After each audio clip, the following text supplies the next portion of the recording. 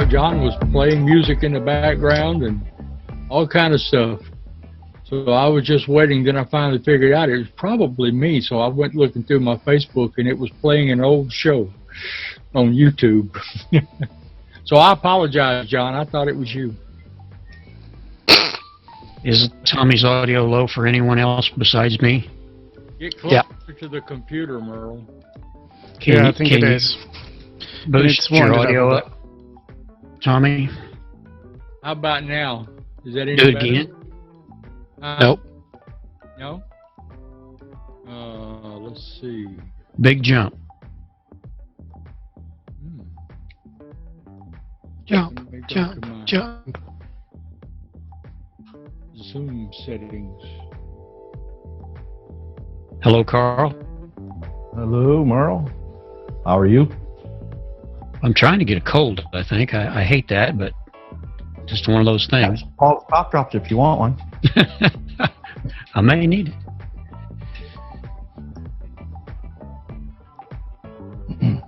We can't hear you at all now, Tommy. Wrong way. Yeah. Tommy. Go up. Go up.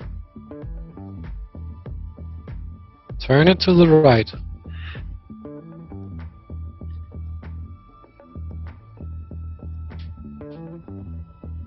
Push the button. Some would say that Tommy has the perfect volume level right now. Okay, now we can hear nothing. I can hear you again. I apologize. Is it still low? Yes.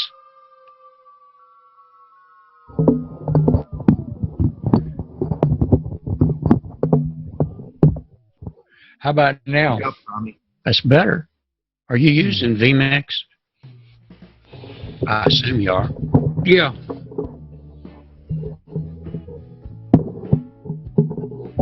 You got the master all the way up? Yep. Oh, darn. It's just your mic then. Yeah, it's Testing 1 2. Testing 1 2. That'll suffice, I think. Okay. Also, I have a weak voice. What'd you say, John? Nothing. Nothing that I dare repeat. Carl, is that any better for you? It works. Yes. Okay. How about the producer of the show? Yeah, sounds good to me. But it always does here because I've got AGC on you see, so it just brings everybody up to the same level. While I've got the microphone, good evening in the chat room. Nice to have you along. We shall be getting underway in about a quarter of an hour. I feel like a flight attendant now. Yeah. So, the emergency exits. But you don't look like one, I have to say. Sorry. No, well, there you go. Josh, can you do me a favor? Put me inside one of your little boxes and let me see if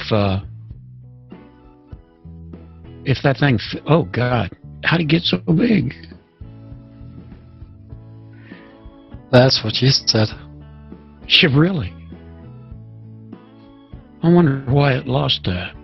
I never seen that happen before. That's what she said. We're supposed to be good now.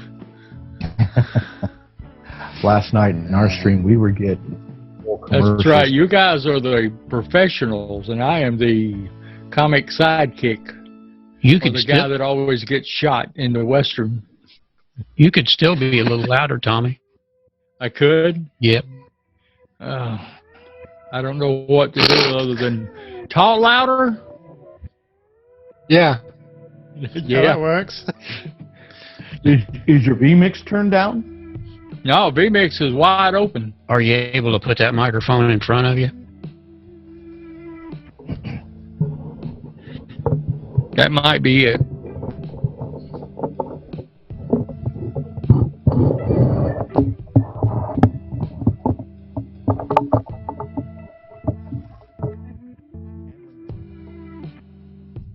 Is there a handling charge for that? Well, we know it works anyway. Okay. How about now? It is better. It is better? Better than ever. Better than ever. That's right. Marvelous. I've got to use Mike, was it Mike Phillips? You know, the flashlight method. Point the flashlight at your mouth, and that's the way you do the mic. Supposed to. It's a little hard to do sometimes. Yeah. And still see your face. I'm thinking about getting one of those like Martin Sinclair uses. What is that? Yeah. I thought he had something like you've got right there. He uses a shotgun mic, doesn't he? Oh, No. yeah. No. No, they're using some small headset mics, like a more pretty version of what I'm wearing. Yep. And they really sound good. Yeah. I may have to break out my Blue Yeti and see if it sounds any better. If you're in a quiet room, it really could. They're not a bad microphone, I don't think. They just hear everything. I got one of those black, oh, I know what it is. I got a cover over my mic now. A windshield. Maybe I need to take it off. Well, that could have made a difference, yeah. I took mine off.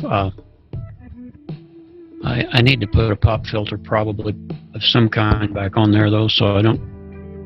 But I just wanted to look really cool, so I got one. Did that help? It sounds pretty good. Okay. I'm sorry, what'd you say?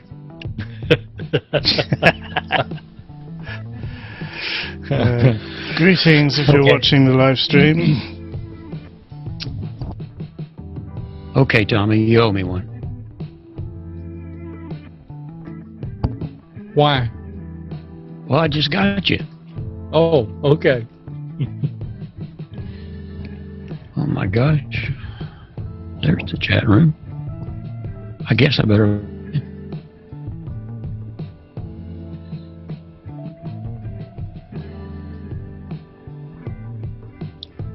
I kept waiting for somebody to say something, and nobody ever did. Dave.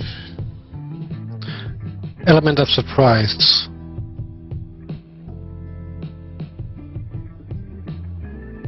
Mm-hmm. Good evening, Dave.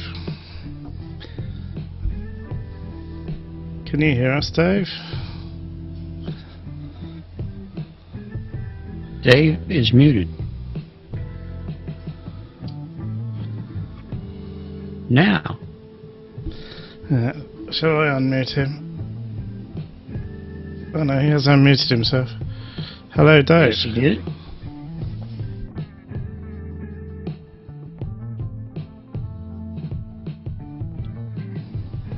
Fairly cool backdrop you got there. I kind of like that. I've been looking at backdrops all weekend. What did you see? Oh, I didn't find what I was looking for. I was actually looking for something that would simulate that window shot that, what was his name? RJ or? Yeah. The guy with the TVs. You're wanting just the frames to go over a chroma key? Yeah, I haven't figured out just exactly the best way to do that yet. I think just the frames, yeah, would work. But I've been unable to find something that I thought would be suitable. Hi, Michael. Yeah, I said this while my mic was off, but let me do it now while the mic is on. We've got Mike L. and Paul D. and SU Fan in the chat room today. Welcome, all of you. When the chat room goes off, it's making a lot of noise in my ears here. Yeah, we can hear it too. The furnace just kicked on here. Is that what you're hearing, the roar? No, No, this no. is a ding ding. I'm trying to work out where it's coming from. Oh, I wonder. Ah, it's probably the NDI audio coming over from the chat room. Bet that's what it is. Yeah. Dave, your backdrop looks nice. You might want to make sure we can hear you, though. Check one, check one, check one. Anything happening? Your audio is very low. Okay, well, we'll play with it a little bit. Back it up.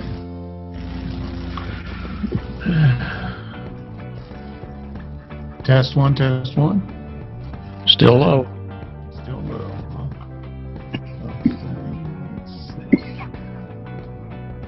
Tommy had the same trouble. Check 1, 2, 3. Check 1, 2, 3. Well, these guys in the chat room, they're really brave. I know that. Show up with the likes of this crowd, they could. They're liable to see or hear anything. I'm gonna turn this down a little bit because I see a button. What, you think you have new ideas or new concepts to share with us? You've seen it all. Is that more better? You haven't seen what I've brought today. 1, 2, test 1, 2. Check. Still low. Still low, huh? Who's got the cowbell back there? I think it was me, but now I'm hearing it from other people. Has anybody else got the pinger on in the chat room? Who's in our Zoom? That would be me. Ah, right, that might be one person. I'll send another test to the chat room. Oh, There is two. I heard two. yeah. Well, one of them is probably me. I'll turn my mic off when I send the next test, just to make sure I'm not picking my own machine up. But I'll be able to see, I think. 1, 2, 3. Check 1, 2, 3. Am I coming through any better? Not much. Really? Jeez. Which little button is the dinger thingy? You want to turn your notifications off in the Windows. Right click on the. Dave, Hello? check the audio level in Zoom itself. Oh, is it off in Zoom? No, but it does have some gain controls. Yeah, I forgot about that.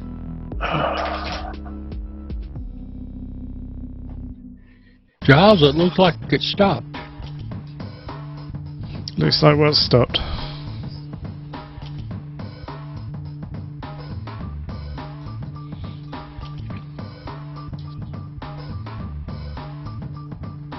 I don't really see anything in Zoom. Where do we go to make adjustments?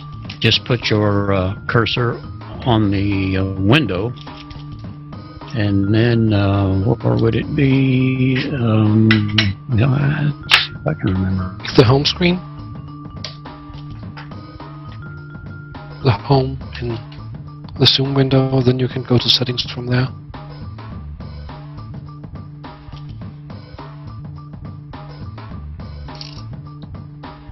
Do you know I lost that screen?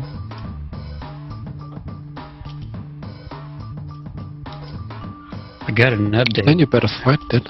When it was finished, I didn't have that screen anymore. Might want to look behind the monitor. Or below. I don't see it anywhere. Could be Dave's having the same trouble. Dave's sounding okay to me.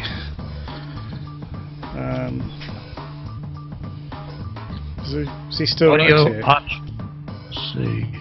I've got plenty of signal at my audio input. In vMix, it looks good. I even Sounding boosted it in louder. vMix. You're louder Yeah. now, but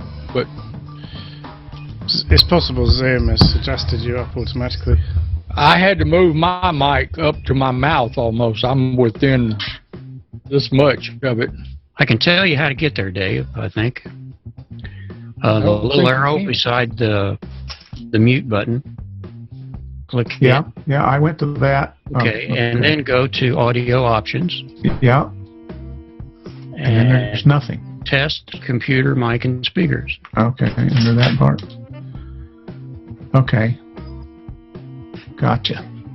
And in the test mic, Yeah, it says automatically adjust, and it's Yeah, it's turn hitting that at off. about it's hitting 100% sometimes. So I think you still might want to turn it off okay, because it gets kind of screwy. okay. Those automated things can drive you nuts sometimes.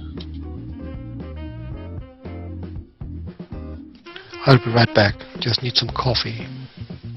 Would you please bring me a cup? You like Recording the espresso? microphone. It'll come right out of Merle's mic right there. Yeah, cream and sugar, please. Well, that'll clog up your XLR cable. You don't want to do that. Yeah.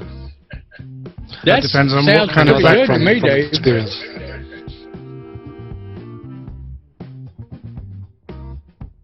Do you know, I haven't had a pint of beer today. You haven't. No. You'll never make it. No, I think you're right. You'll start having the shakes and right in the middle of the show. I haven't had a cup of coffee for a week. Oh, no, I couldn't stand that. That's dangerous. Yeah, Oh, that's fresh. that's not good. Trouble is, I was drinking over a gallon of coffee a day, so I had to do something about that. And I've not had any withdrawal symptoms. That's Really? Truly amazing. Yes. Truly amazing. I just thought I'd have a few days off the beer, you know. But I should be back on it next week, there, don't worry. If I done something like that with my caffeine, I would have to have one of those automatic tracker cameras so it could follow me as I crawled along the wall. Excellent. Yes.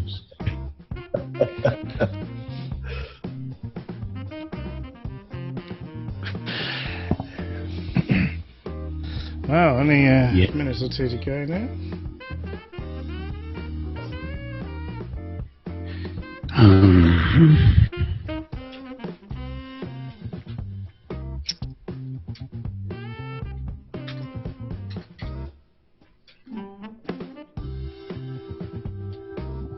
Everybody goes quiet while John's gone.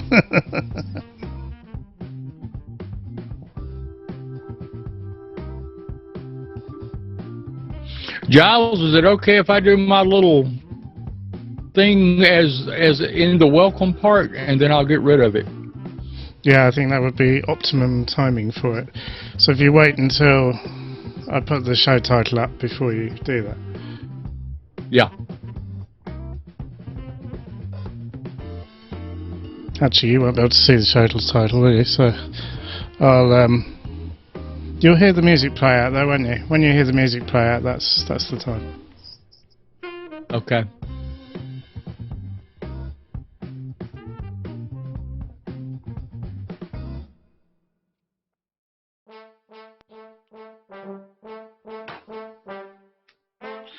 Looks like we got a full agenda today.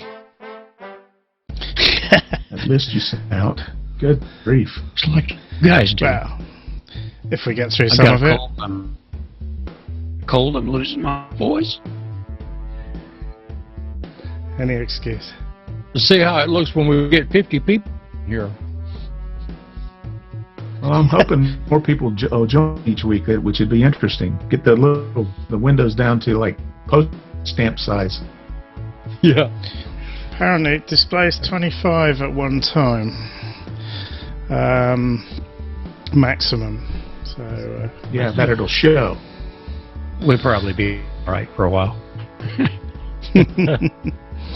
well, it's 0 hour. So if everybody's ready, we will see what happens. Some kind of spontaneity. And if you're watching on the live stream, thank you very much. And in the chat room, good evening to everybody. Shall we go for it? Let's give it a go. Alright then. Here goes for the title screen.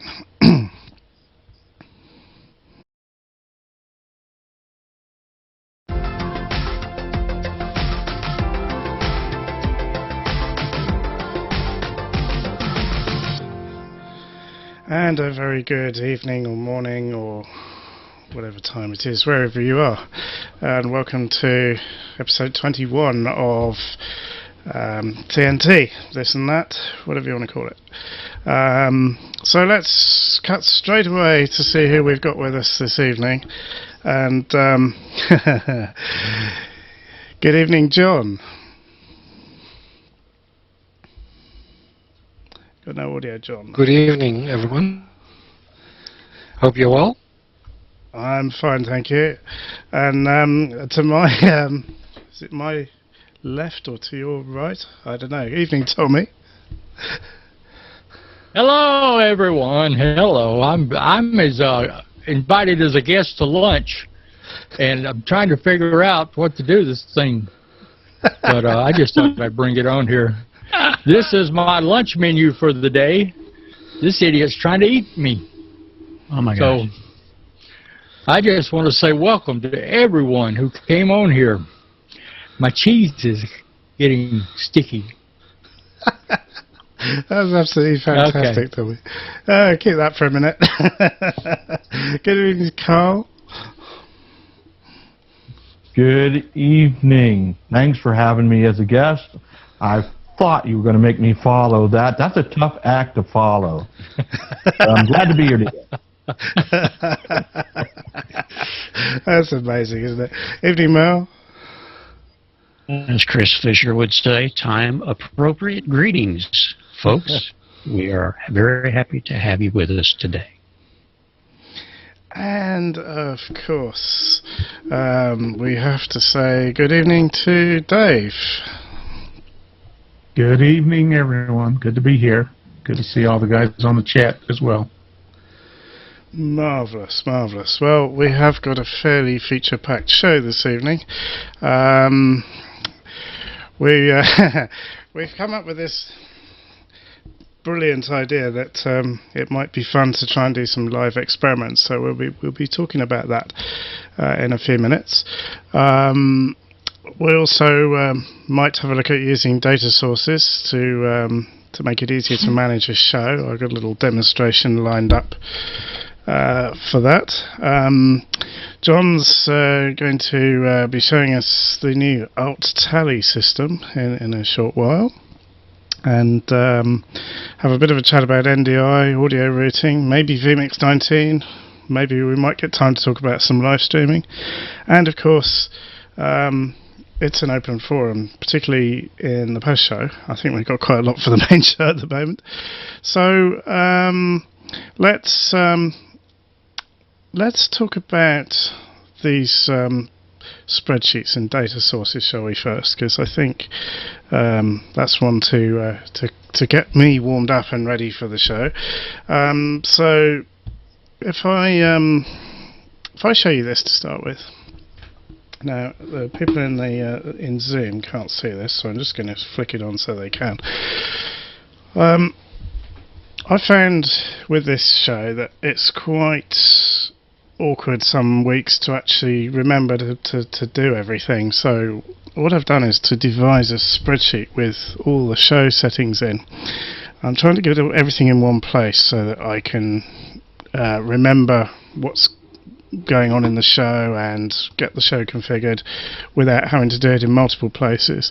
And you can see what I've created here basically gives me the option to set the show name and the episode titles and the descriptions that we put up on the homepage before the show, and then I've got over to the right here lists of what we're going to talk about in the show, so I can actually have this up while we're talking and it reminds me what I'm supposed to be talking about, which, believe me, I need.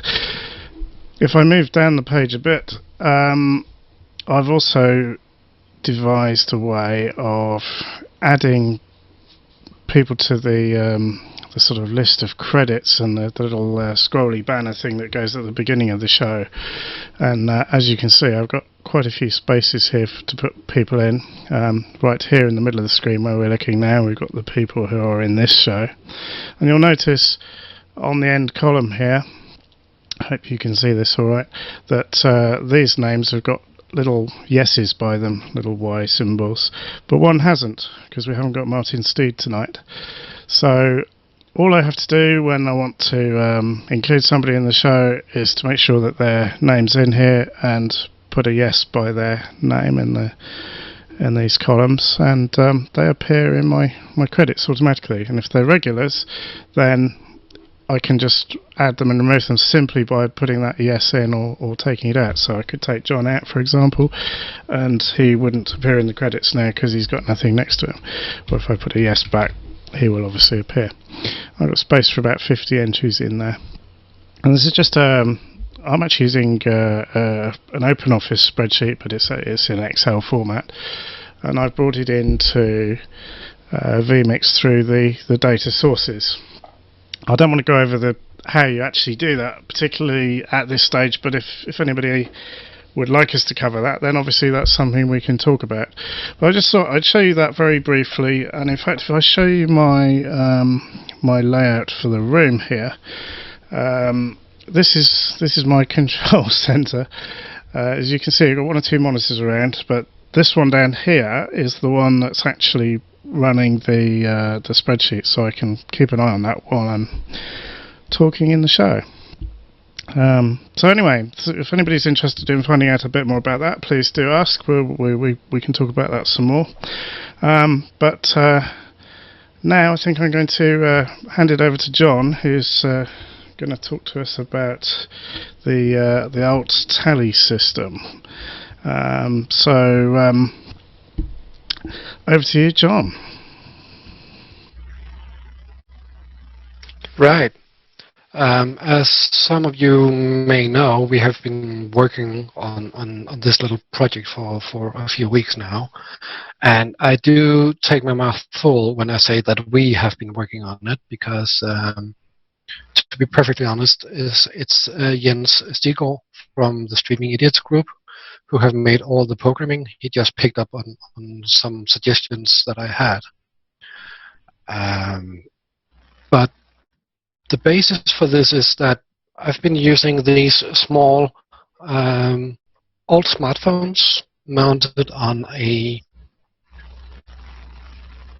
$5 mount, universal mount, mounted in the cold shoe on my cameras. And we've been using the vMix tally system for quite a while, and it works good. It's actually a great tool that allows our operators to see when not to move around with the cameras. However, we had the need for a bit more advanced communication. So we've been playing around with TeamSpeak and other methods of communication, and it didn't really hit the spot. It was way too complicated with headsets and cables, and I guess we tried to save too much money and we didn't spend enough money on headsets, and that pretty much made everything fall apart. So I started to think, why do we even need headsets and use voice? I mean, we have a screen right in front of us. Why not just have a more advanced tally system? So now we have it, and I can give you a quick preview. So this is actually a self-contained web server. You download the zip package, or I think it's right now compressed into a raw file, but anyway, you unpack it using a common unzip utility, and what you are left with here is just a bunch of files. So all you need to do is to launch the alt tally exe, and you will see this application being loaded.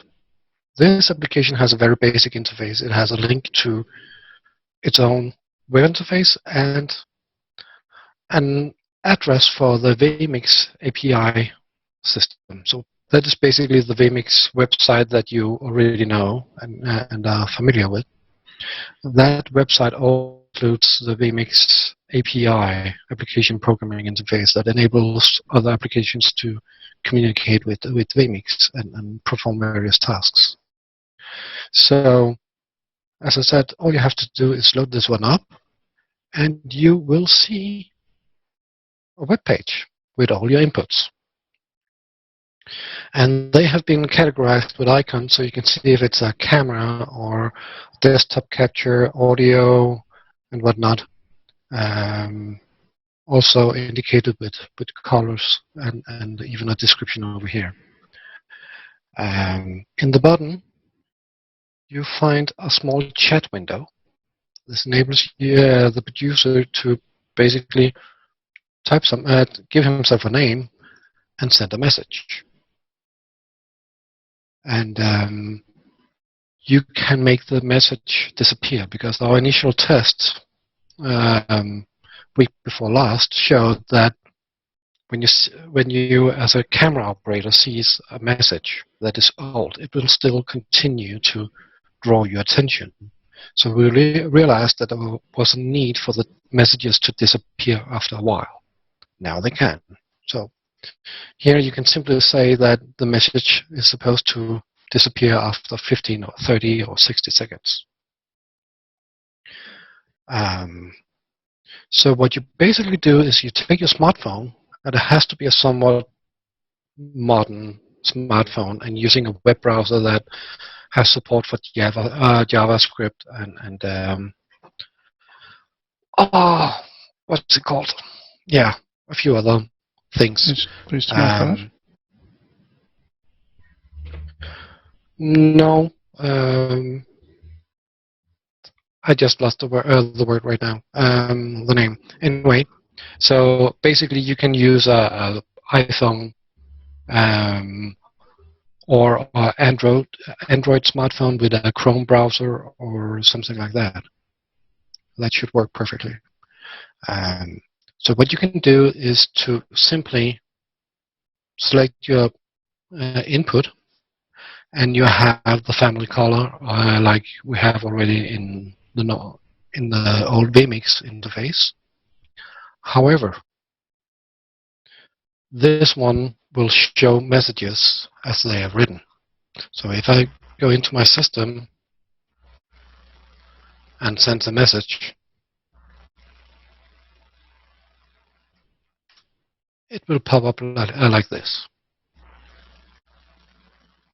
So that enables the producer to ship messages to the camera operators, or if you have a talk show, your hosts can actually see these messages and see if they are on camera.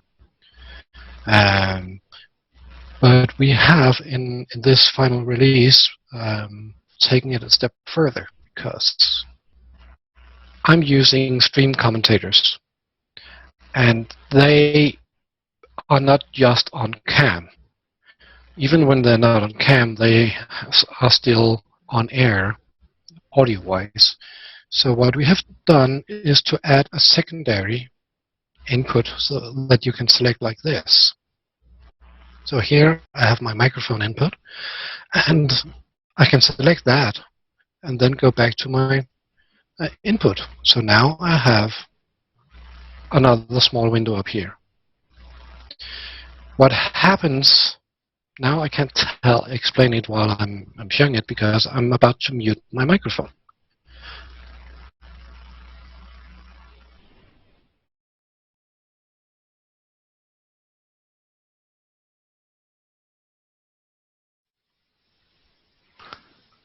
And as you can see, it has a minor bug here, but it will get a big red cross above it when my microphone is muted. So that enables the commentators or hosts to see that now people on the stream cannot hear them. So not only can can they see if they are on camera, but they can also be informed if they can be heard. So that is basically the features of this little system. Among other things, it has some small predefined messages going off air in 10 seconds and so on. And we are adding some colors and countdown timers, not to mention some ability to send messages directly to camera operators and things like that. But this is basically how it looks right now. Yeah, that's excellent, John. That's going to be a very useful piece of software, I suspect, especially in environments where talking to your camera operators with a voice is going to be difficult. And like you said, if you've got commentators, they need just a visual indication of what they're doing. I think that's fantastic. And that was written by Jens, wasn't it? Or Jens, sorry. This piece of software. Yeah, and we may actually get him on later on.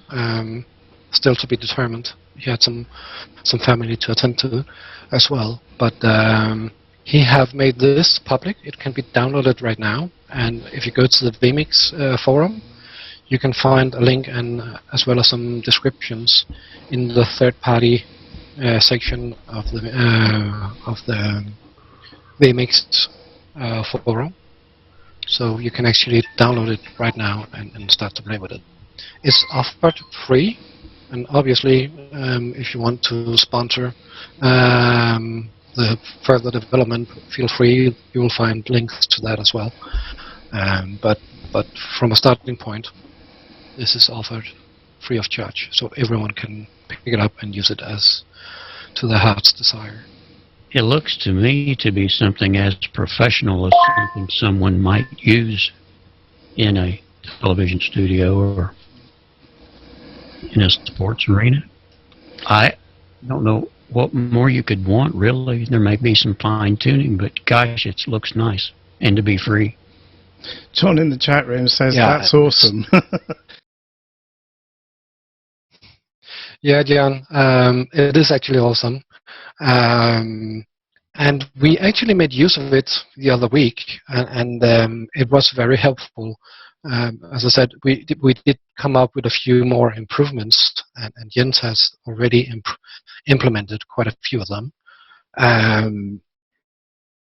Having said that, we could have made even more use of it 2 weeks ago, had we just been prepared for this system's effectiveness. I actually didn't hand my stream commentators any interface so they could use it. That was a big shame, because we found ourselves doing what we are usually doing, trying to get their attention by waving and pulling the cables and whatnot, and trying to get their attention, and then they had to take off their headphones and try to listen, and we could still hear the talk on the stream and all that kind of stuff. So especially I'm going to find the quick messages of going off air in 10 seconds or switching to studio in 3 seconds. Messages like that you can just push and know that it is visible to your commentators or your hosts in the studio. It's going to be an awesome feature that we're going to make a lot of use of. And it's not Jens limited has really come up with something good. And it's not limited to just your location either, is it? We were experimenting with it using a VPN earlier. And so really you can use it as if your production is spread out all around the world, a bit like this is, then it's possible to actually still use it and for people to have some track of whether they're on the air or not. I think it's brilliant. Yeah, and it doesn't take any bandwidth, so it's very light on the system. And as I said, there's no installation. So you don't need to install a lot of software. All you have to do is unpack the zip file and start the application, and you're good to go. And you don't even have to run it on your vMix server. You can put it on any workstation, any Windows machine in the network, as long as it can communicate with your vMix machine. It will work. And John, I guess, yeah. this thing is really, really great. I think it's a great idea what you guys are doing. But if you can work out an app for this thing that will cook supper, then you've got something. But until then, I'll just hold my reservations and say, it's okay so far. Yeah, we're still working on the beer. We're still working on the beer API. Oh, okay.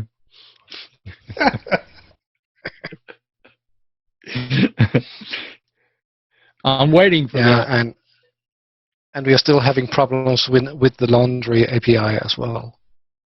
Oh yeah, well now, if you can do that and cook supper, I would pay upwards of $5-6 for that.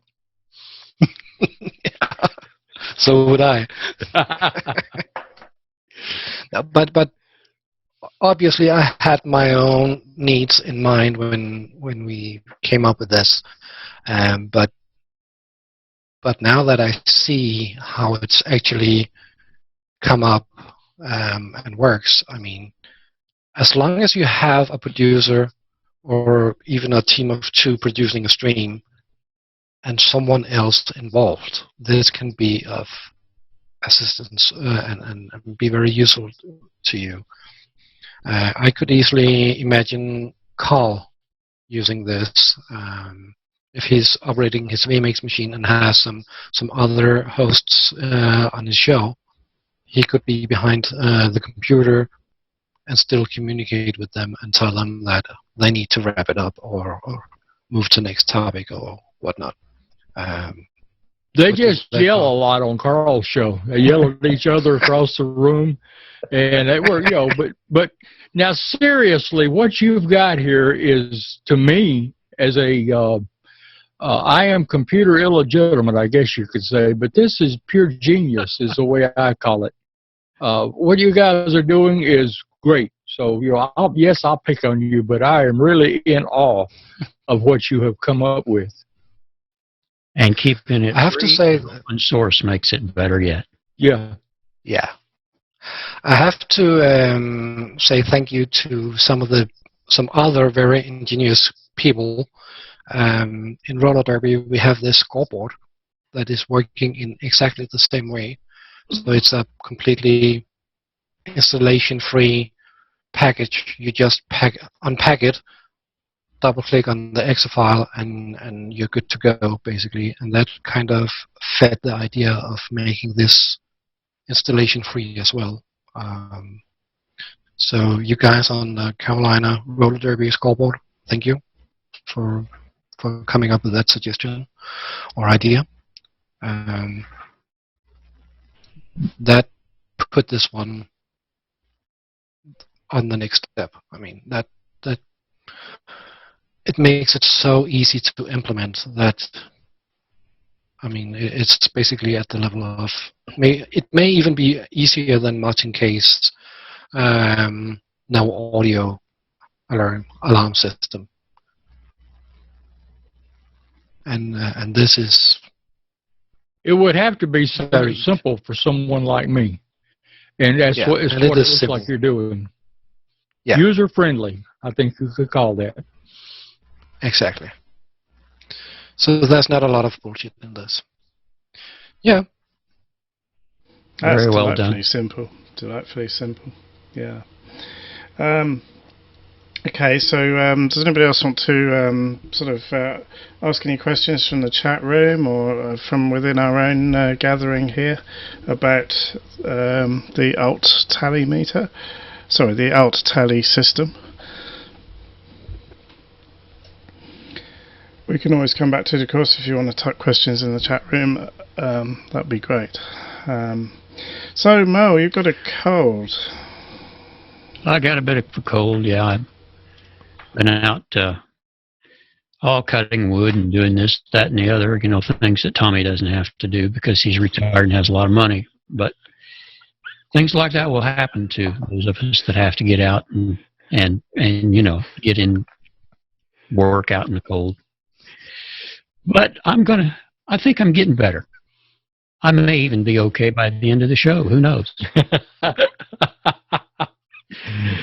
Merle, it is 72 degrees here right now, so I can go outside.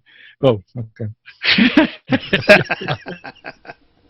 Well, now, believe it or not, tomorrow, this is Indiana weather, okay? Now, I know this is not technical, but it could cause some technical difficulties.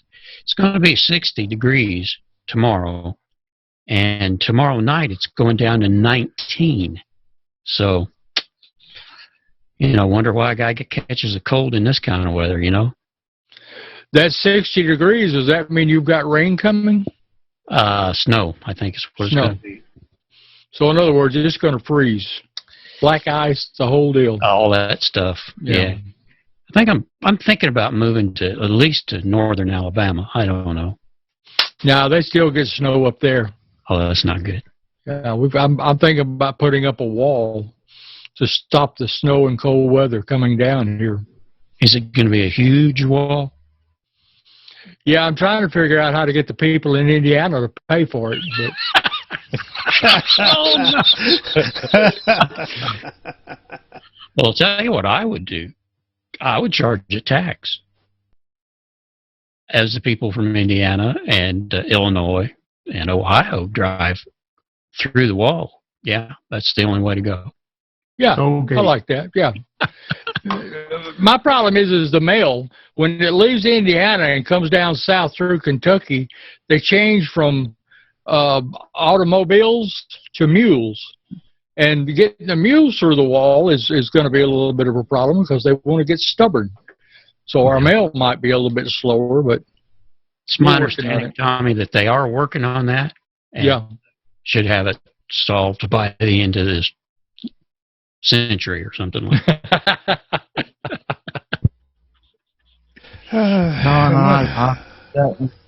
Sorry, Giles, we got off track there. I apologize for that. I apologize for Merle. Welcome to our new channel, Backhanded Political Commentary. Yes, that's something we've got to watch. Well, no, I'm not quite sure where NDI fits into all of that, but well, as long as the mule is NDI compatible, I mean, it should be okay. Good to go. Yeah.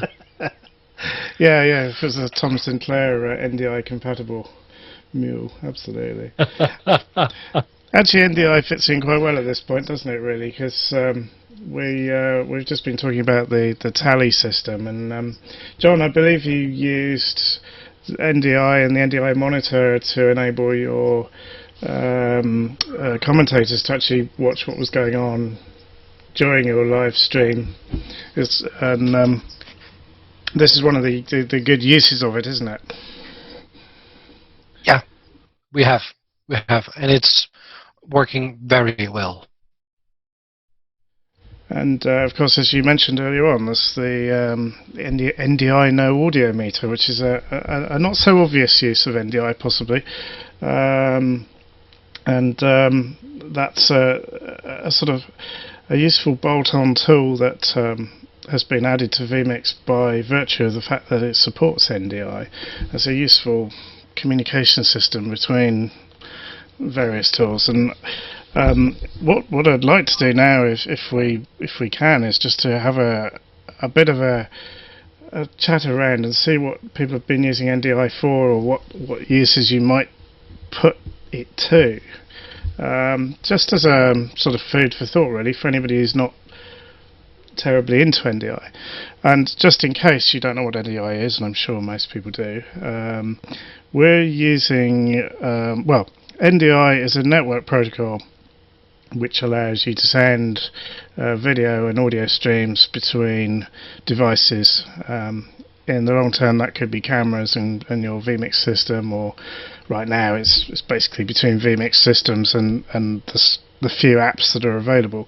One of the applications we just mentioned is the NDI video monitor application, which you could run on a laptop, and it could see the output of your vMix system, and it's very useful, as we just said in the commentator situation. I myself am running a laptop over to my right, which is doing the streaming, and it's picking up the stream from my production system over NDI, so that what you're seeing is being produced on one computer and then sent out by another. And my theory for this is that if this machine falls over, I can run over there and press a button saying normal service will be resumed in a minute, and the stream's not going to fall over and things like that. So it has its uses at a very basic level. It can also be used for distributing audio around the place. So if you've got even quite a low power laptop, you can receive audio from your production, and that might be quite useful because you can send it over Wi-Fi. So you haven't got a wires trailing between where your production is and where your speakers are, and that kind of thing. So there's lots of uses. So let me throw it open. Let's see if anybody has any particularly bizarre or exciting ways to use NDI. I haven't messed with NDI much yet, but I'm going to start playing around with it to see what I can do with it. And plus, I'm listening to you guys with your NDI, and I would like to get off subject for just a second and ask John a question I just thought of, and that is on your or your alt tally lights. You mentioned that the smartphone needed to be fairly new. Is there a certain Android level, like 4.3 or something like that, that would make it work? Not that I know of. I think it's more up to how old an Android version you can actually load what's it called, the Google Chrome browser or somewhat advanced browser into.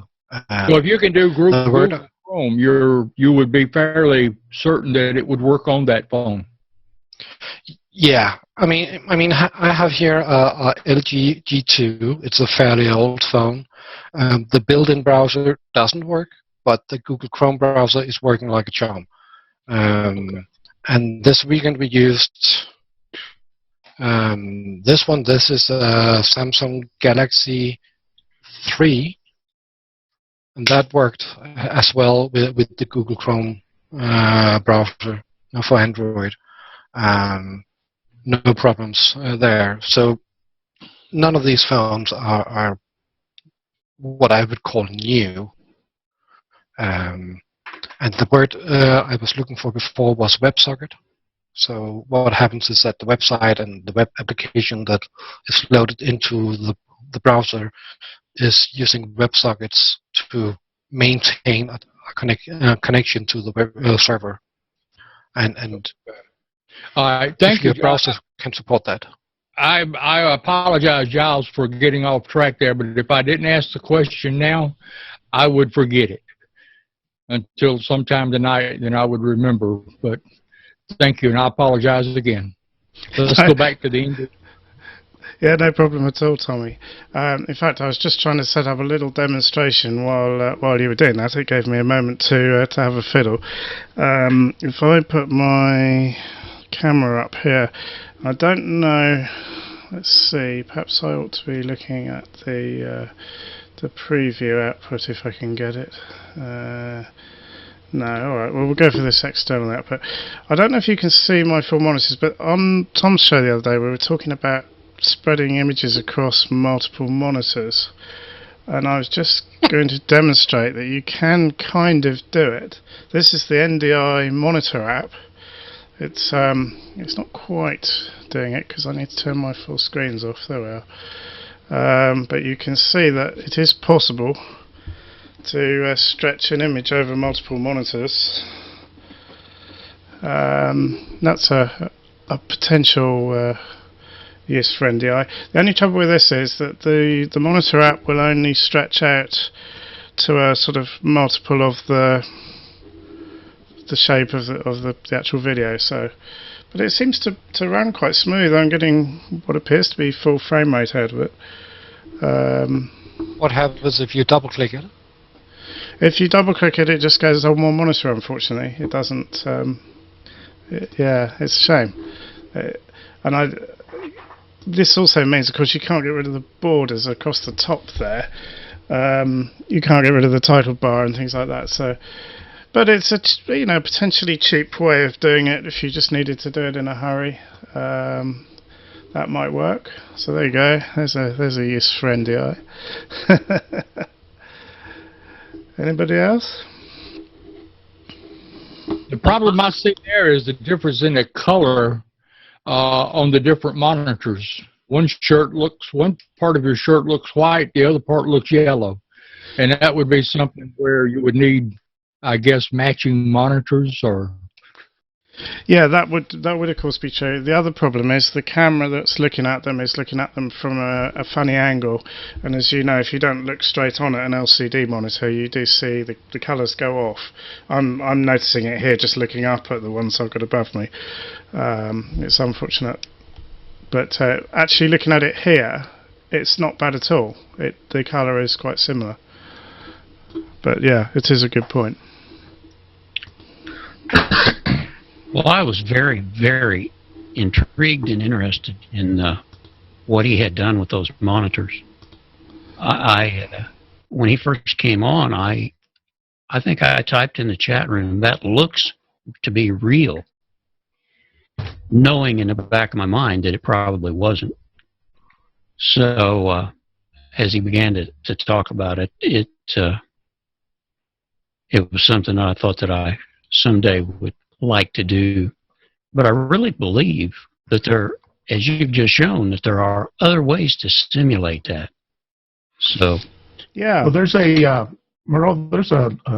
rule of thirds grid that is a huge JPEG file that all you'd have to do would be put a box around it on the outside, and then alpha channel each of the boxes, and then you should be able to accomplish that.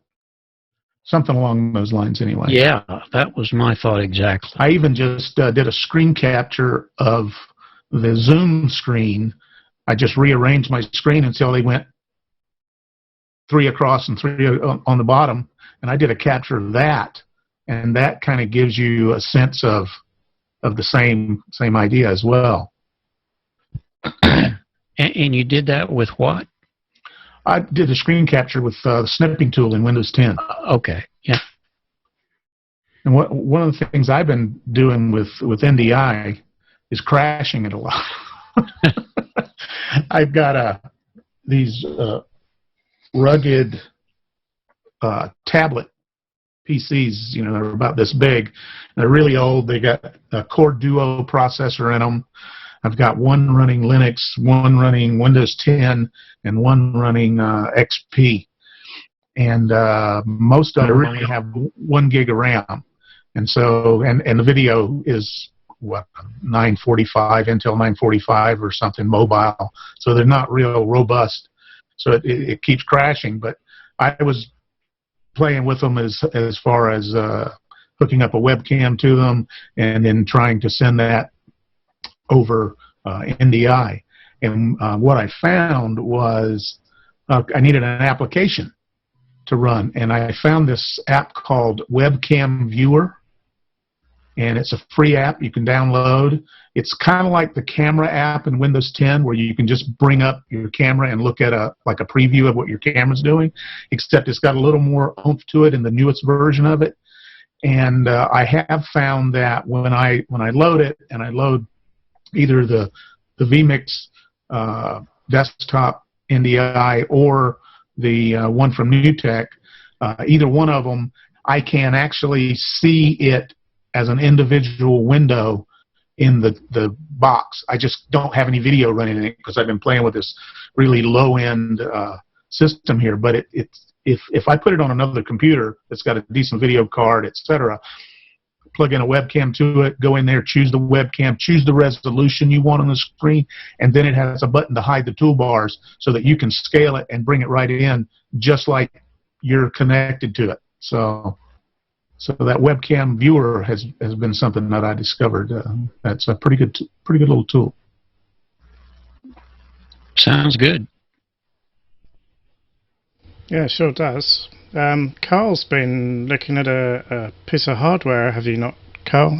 A four-way box? I I have been looking at a piece of hardware, but there's no price on it, and I'm just looking at it, trying to get ready in our church. We want to put up two monitors on each side and move away from a projector screen and a projector. Our projector's in the back of our sanctuary, and it has a $5,000 lens to it. The pastor before me have installed it, and the bulbs on the projectors run between $400 to $600 and have about a 1,200 to 1,500 hour life to them, and so it can be really expensive to keep those maintained. And so I want to go to a couple TVs. So I've been looking at those and looking at various switches. I had posted in the chat a switch I had looked at today, but they have called in for the price. I was pretty intrigued by it. It would let you send it over. And one of the issues that I have is I'm going to have about 75 to 80 feet to traverse from the back of my church to the TV monitors up on the front wall. By the time I take it up the wall and down and attach to it. So that's kind of where I am. I'm still in the research side of things, trying to find the best way to do that. Yeah, it's a Carl, tricky... if you would, please keep me informed on what you're doing, because we're looking at the same thing in our church. Okay. All right. Don't know what John's holding up there, John. That is one of these cheap-ass HDMI to SDI converters. And I don't think you can get away with that kind of signal length much cheaper than this. I mean, even if you're using NDI, you still need some hardware to receive the NDI and play it. But this, you can throw a HDMI full HD video feed for, depending on your cable quality, 160 meters.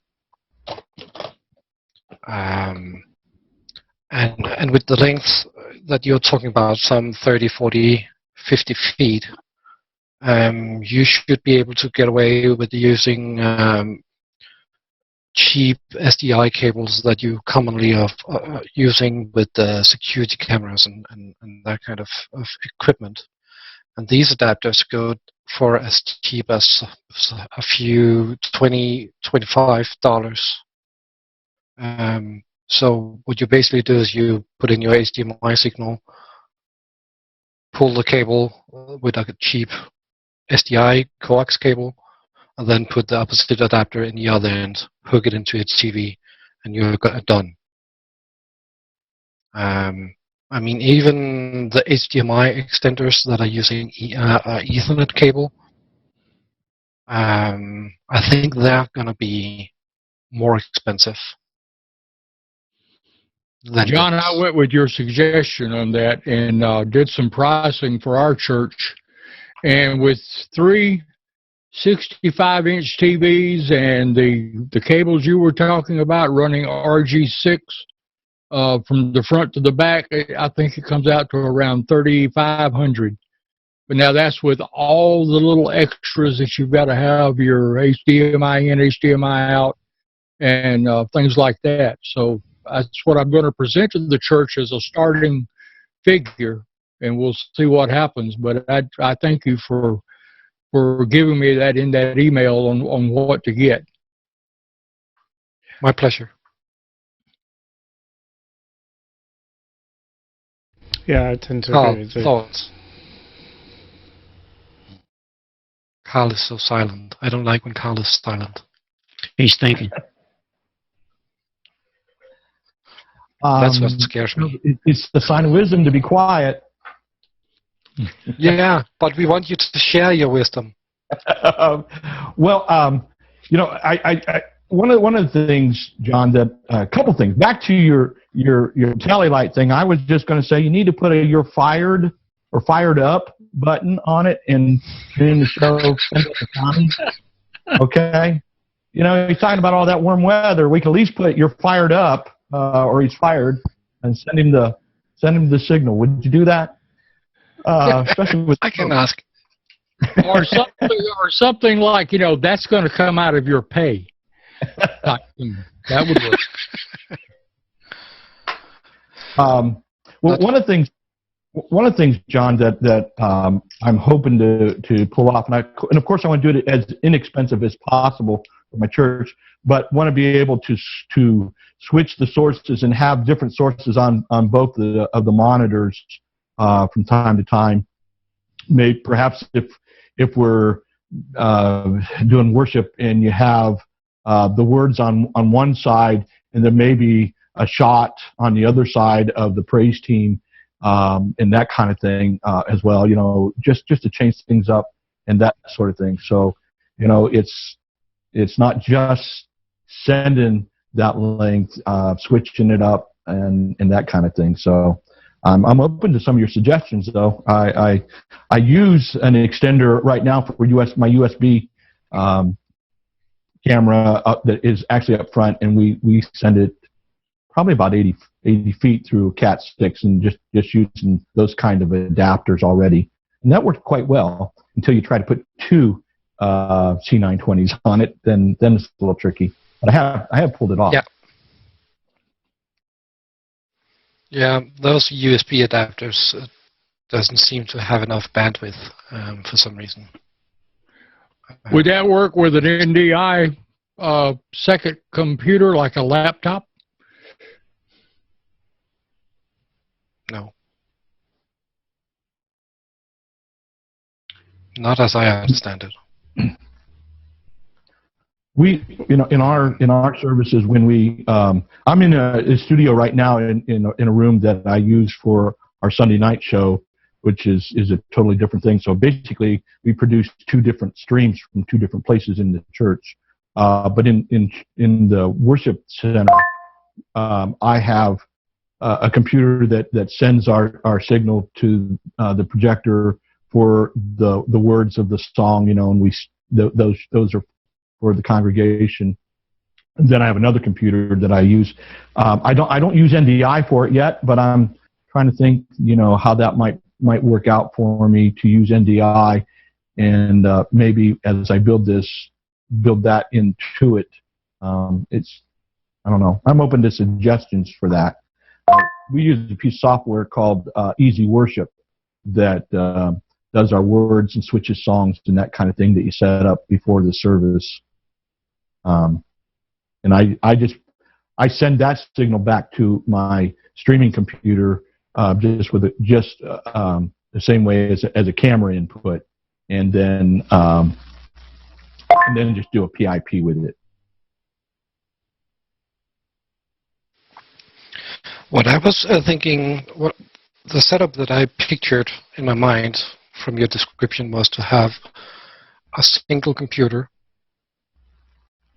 with two outputs to two local screens, and just duplicate that signal and send it using SDI through to your remote monitors, so that you on this single computer can kind of see what you have on both of the big screens in the church room. That would save you one computer at least, and give you remote capability and be able to switch as well. That's how I pictured this setup. Does that make sense?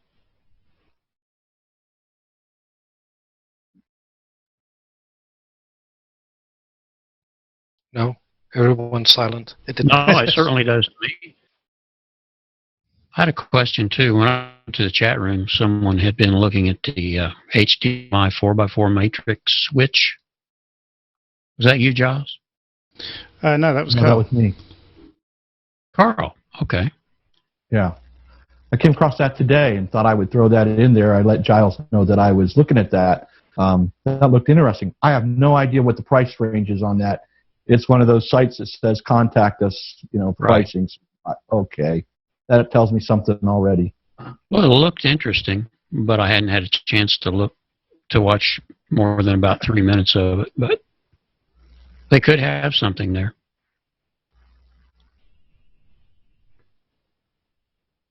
Yeah, I was thinking that there was something to that too. But I've talked to John some more. I kind of like his idea too. It depends on what the price of that switch is. But it lets you both send and receive and switch it up. You can have it set up so that it's all the same mirrored kind of image, or you can different screen scenarios as well. Right. Well, I kind of feel the same way you do, though. I think John's idea is going to work well and probably save you some money over this switch. The SDI to HDMI converters that I priced for about $30 a piece,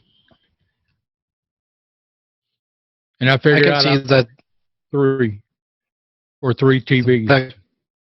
Yeah, and just as a comparison, the Blackmagic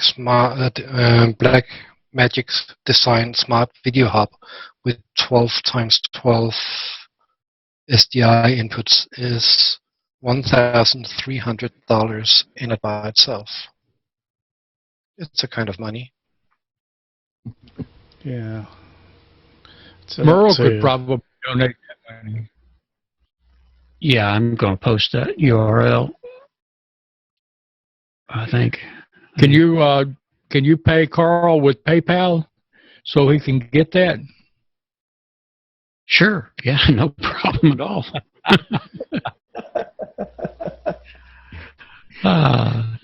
It's kind of funny. I mean, what's going to happen is I'm going to get one of those notices. You're fired. Yeah.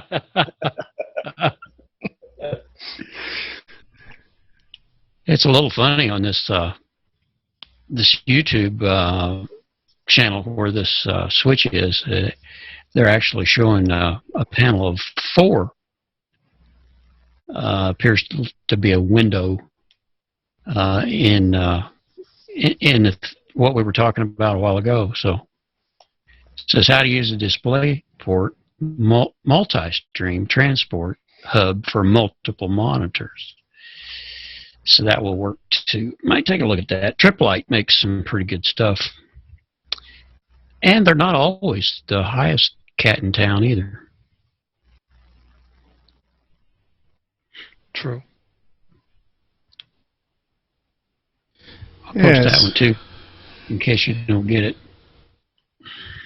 Yeah, thank you for the URL. Unfortunately, I can't look at it at the moment because it'll use up all my bandwidth, but we'll take a look at that one later. Yeah, there are lots of ways of accomplishing the same thing, aren't there? Somebody's playing it but says this. That was me, I apologize. That's all right, no, it's no problem. Yeah. I can't help feeling that some NDI solution would be possible as well when you start talking about routing. But I must admit, because I've been pressing buttons here, I've not really been fully tuned into what you've been saying, so I'm not going to say too much more on that one. You missed out on the winning lottery number that I gave everyone. Oh, yeah. I'm sorry. Lost the number. Oh, dear. I don't know. So, yeah, it's because I haven't had any beer, Tommy. It's much harder to concentrate on this when, without lubrication. Anyway, we got about, I don't know, 6 minutes left in the main program. We've not mentioned vMix 19 yet, apart from just then. And I don't think I'm going to bother mentioning it unless anybody else wants to mention it until next show now. But it'll all come into the NDI, and audio rating and live streaming discussion sections of next week's show.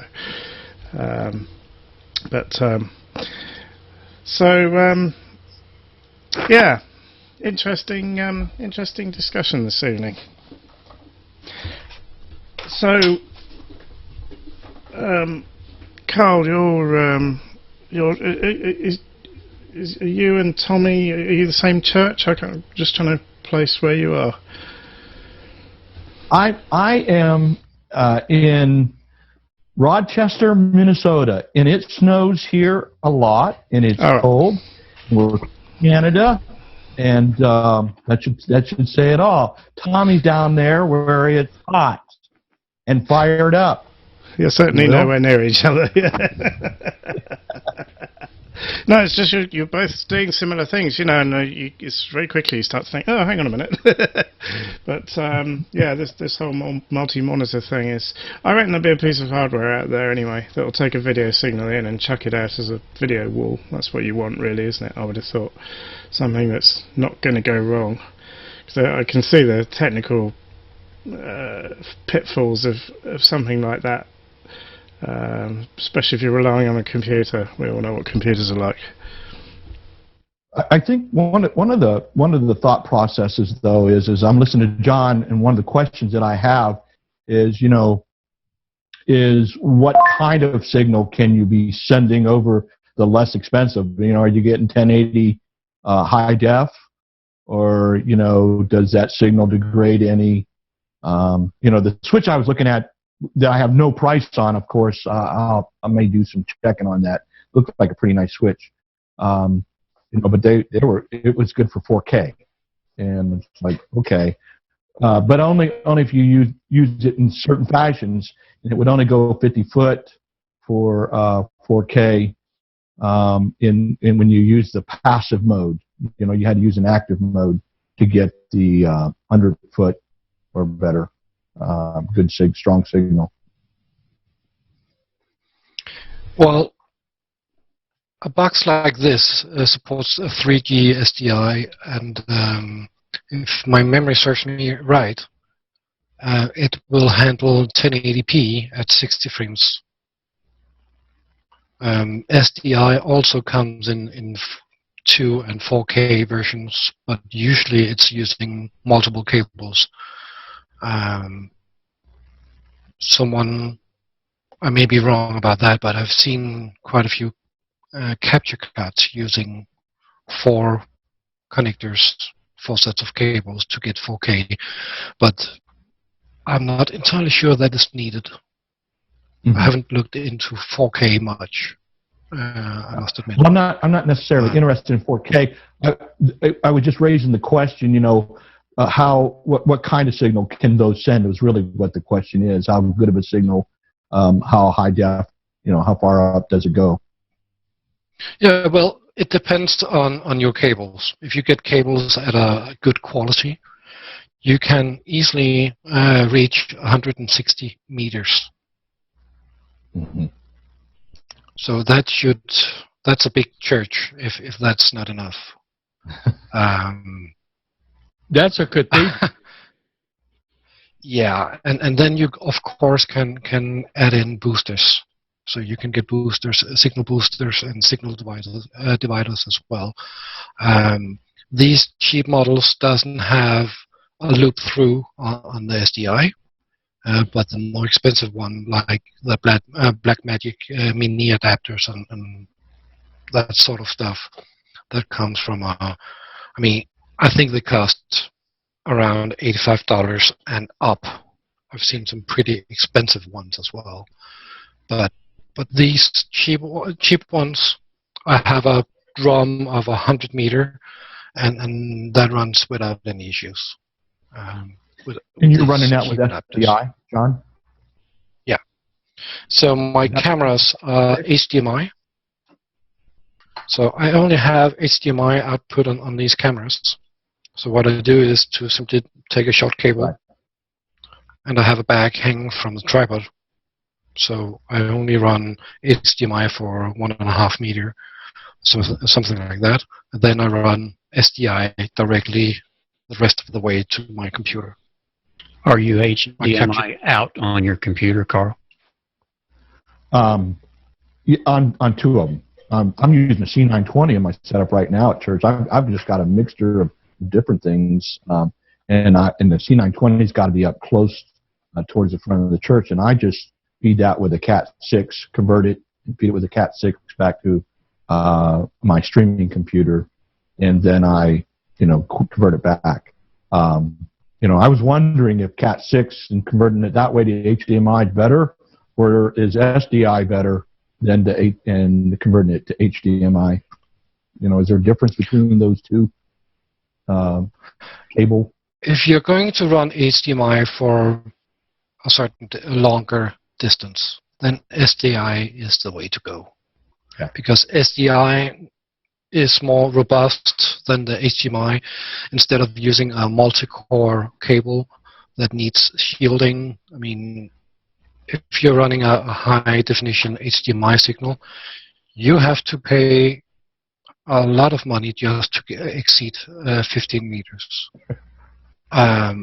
Those are thick, they're stiff, and they're expensive. Yes. And when you compare the cost for running an HDMI signal 15 meters, and then consider the cost of two of these adapters and a loop of SDI coax cable with BNC connectors, there's no comparison. I mean, SDI is the way to go once you exceed those 30 feet or 10 meters. But if you're on a limited budget and you already have cameras that are HDMI out, that would be the way to go, wouldn't it? Yeah. Yeah. That is what I'm doing. So my cameras, even though they look fancy, they're still too low in range, price range. So these are prosumer. They don't have SDI output, unfortunately. They sure look impressive, though. Yeah, looks is not all. And the quality is very good. Yeah, as is the quality from those C920s, actually, one has to say. I was just going to add, of course, the thing with the C920 is it's USB, of course, so and that's what Carl is talking about, running from the front to the back of your church. Is that right, Carl? Yes. Yeah. That's so you're... Private 20, and I have some cameras that are, actually the camera that I'm using right here is on a tripod with dollies, and I just card it in as my main camera, and it's HDMI out in a better camera, and I have a couple Canons that I use. Yeah. And for the C920. The HDMI cameras, I totally agree with everybody else that converting them to SDI is the way to go, and that's certainly what we're doing with ours. But if you've got USB cameras, I think doing what you're doing with the sort of USB to Cat6 converters is probably as good as anything. I would have thought the only other way to do it would be to run the camera into a laptop and send it via NDI. That would be your only other alternative. But of course, that starts to get a bit expensive then, doesn't it?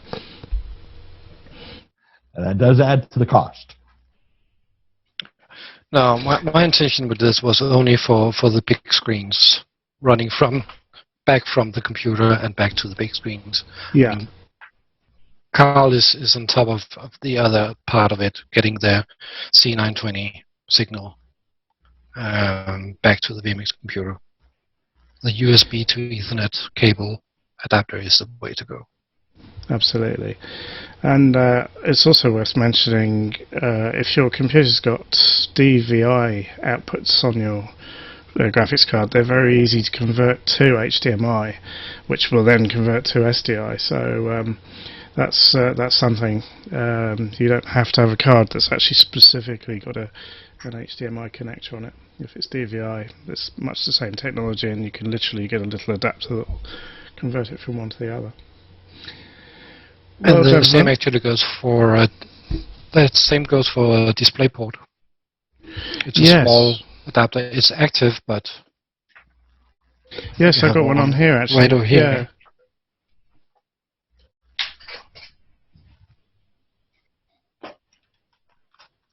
So if I've got a display port on my video card, I could You can get a wire that'll convert it.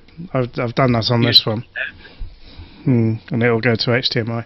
I think that's quite a good thing. If you get it to a standard format like HDMI, you can then do something with it, can't you?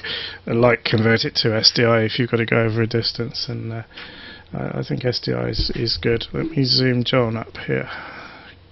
Speak, John. So yeah, this is the display port to HDMI. So this is a passive adapter. You can get them for nothing on. Yeah, that looks like DVI actually. Yeah, It does. DVI. Yeah. So this is And no DVI to audio. HDMI. Yeah, no audio, right? Yeah. And That's right. this is the display port adapter. Right. Maybe I should switch cameras to something that can actually zoom. Come on. In my case, you wouldn't want audio on anything but the microphone that the preacher is talking on, or I agree. microphone sound system. I So that agree. wouldn't be Focus. doing that. Come on. So Yeah, yeah. we're seeing it. looks Yeah, good. that's- And when it's connected, you can see there's a little light up here, so that shows that it's an active adapter. But these are pretty cheap. Yes, I think what was it? A display port to HDMI cable was something like a £5. They're not. That was a meter or 2 meters long. They're not massive money, are they? But yeah. So that's good actually. That's a good way to conclude the program, really. So get everything converted to a standard, and if it's HDMI or whatever, you can at least go to SDI. VGA ports are more troublesome, aren't they, with the sort of analog things, but most computers these days have a DVI as well as an alternative to an HDMI, so good way to go. Right, we must wrap up the show. There will be a post-show, so please do hang on, but I'd just like to thank everybody for joining us. Thank you in the chat room, thank you if you're watching us live, and thank you to everybody who's joined us this evening. So we'll start by thanking the cat and John. Thank you. It's been a pleasure, as always. Is that a Cat 5 or a Cat 6? This is a Cat 3, barely 3. Yeah, but it's a black edition. Oh yes, the deluxe version. Thank you, Carl. Thank you. It was. Thanks for having me on. That was a pleasure. Thank you, Mel. Oh, it's been a pleasure. And while I'm thinking about it, I've been trying for 3 weeks to mention the fact that we're trying to keep one show at least on SoundCloud, the newest show. So if you're unable to watch and you're out someplace with a phone, you can listen to the show on SoundCloud. Search for TNT or this and that, and it may take you a few minutes, but you'll find it.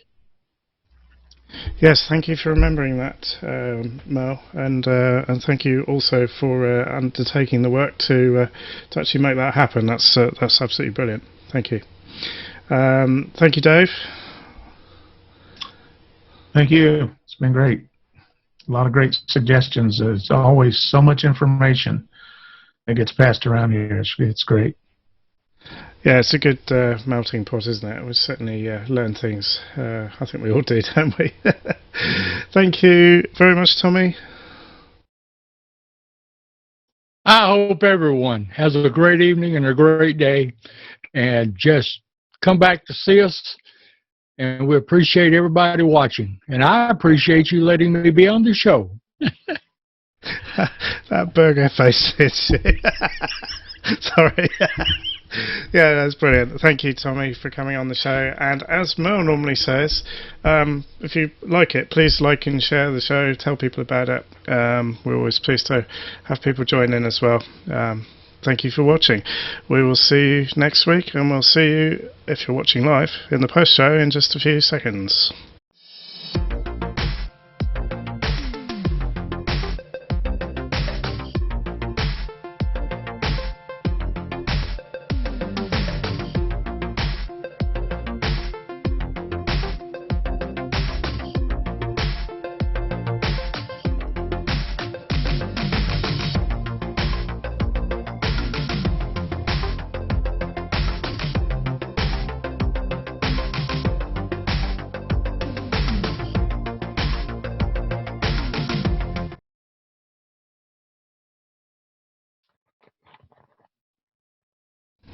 Wow, straight to Pussycam.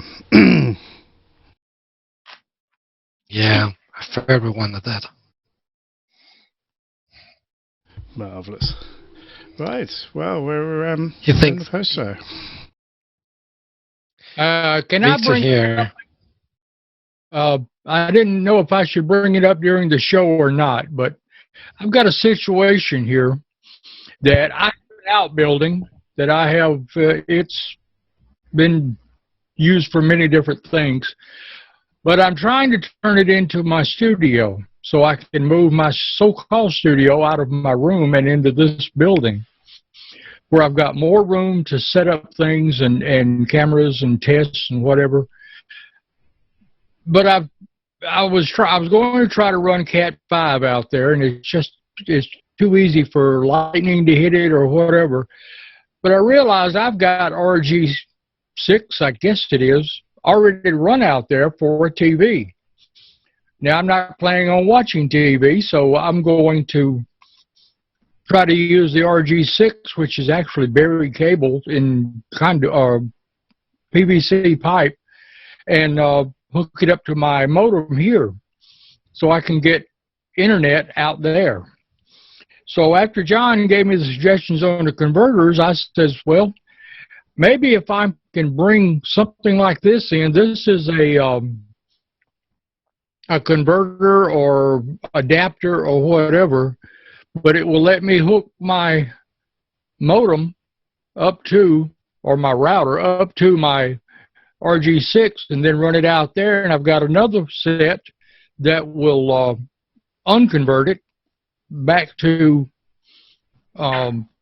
Cat 5 cable or Cat 6 or whatever it is, and see if I can run it like that. Does anybody have anything to say that it won't work or it might work or whatever? I haven't tried it yet, but I'm going to. I just got these in. I didn't even know that such adapters existed. This is actually from DirecTV. Yeah, it's a TV adapter, but my question would be, same as yours, Tommy, I think, will the internet like the RJ45 cable? I don't know. I don't know either. These didn't cost that much, so I'm going to experiment and try it and just see what happens. I've never heard of anyone using it. I did some checking, so I don't know. Go ahead, Giles, or whoever. I was going to say, in the early days of Ethernet, it was all coax, but it was 50 ohms rather than 75 ohms. And it started off at, I think it was ArcNet, when it was 4 megabits, and then there was 10 megabit coax Ethernet.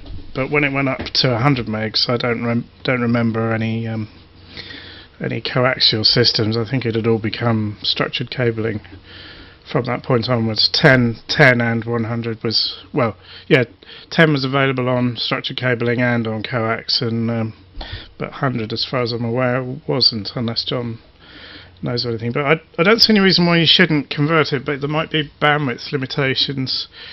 And I was going to say that the adapters would probably be much more expensive than just getting a piece of cable. I wouldn't worry too much about running it outside. You can always unplug it when you're not using it at both ends, so you don't get struck by lightning and stuff like that. How far? I mean, don't worry about lightning. There's a piece of PVC in the ground already, and you got a piece of coax in it. All you got to do is take a piece of Cat 6 cable and strap it to the coax and pull it through, and it'll just feed it right out to the house, and you just got Right. Well, now you have a point there. Yeah, you have a point. I was going to suggest that, actually. If you like to play with gadgets, you might try your suggestion first. Yeah. Yeah, I'm going to play with that first, and then if that doesn't work, maybe I could run I've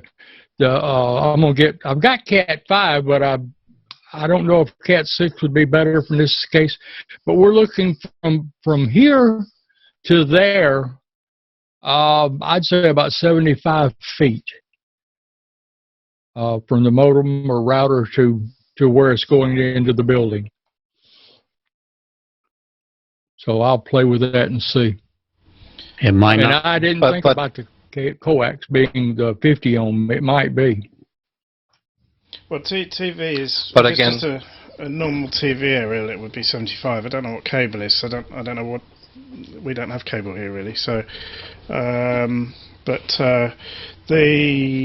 Cat 5 will be good for 100 megs. So that's all you need for the internet. I'd have thought that would work fine. but you might as well use Cat 5e. Which would give you gigabit. Cat 5. From what I've read about Cat 5e, that's about all you can get now. My understanding is that the regular Cat 5 was phased out for a pretty good while back. So just about everything is going to be Cat 5e or more now, I hope. You can get Cat 6 and Cat 6a as well, but for most people, it doesn't really make any changes because most will run gigabit either way. So make sure that you have Cat 5e, otherwise you're going to be annoyed. But don't spend time on the Cat 6 or Cat 6a. I mean, you'll probably replace the cable when you go to 10 gigabit anyway, or fiber optics. In regard to lightning, don't worry about it. I mean, all your electronics are toast anyway if the lightning strikes within 30 or 50 feet. Just for the power that is induced magnetically into your wall plugs and the wiring going in the walls. That will be plenty to burn out all your electronics anyway. Well, the size of the cable, I guess, would also mean that it doesn't, it won't handle very many amps before it burns in two before it could get to the router. That makes sense? No, but the problem is the voltage. The voltage can easily be several million volts, and even without that many amps, it's still a quite high effect it can carry. Oh. I bet that would make you tingle.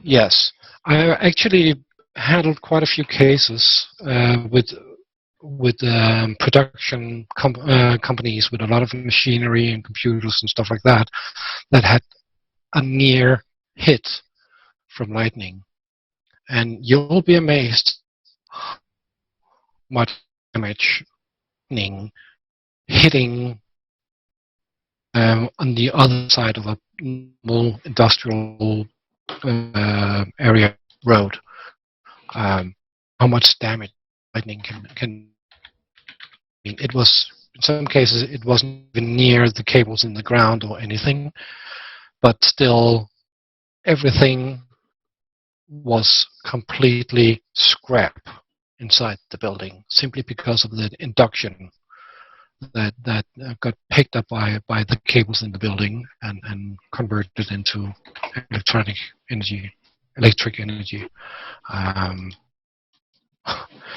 Huge press machines where the pressure drums were melted together.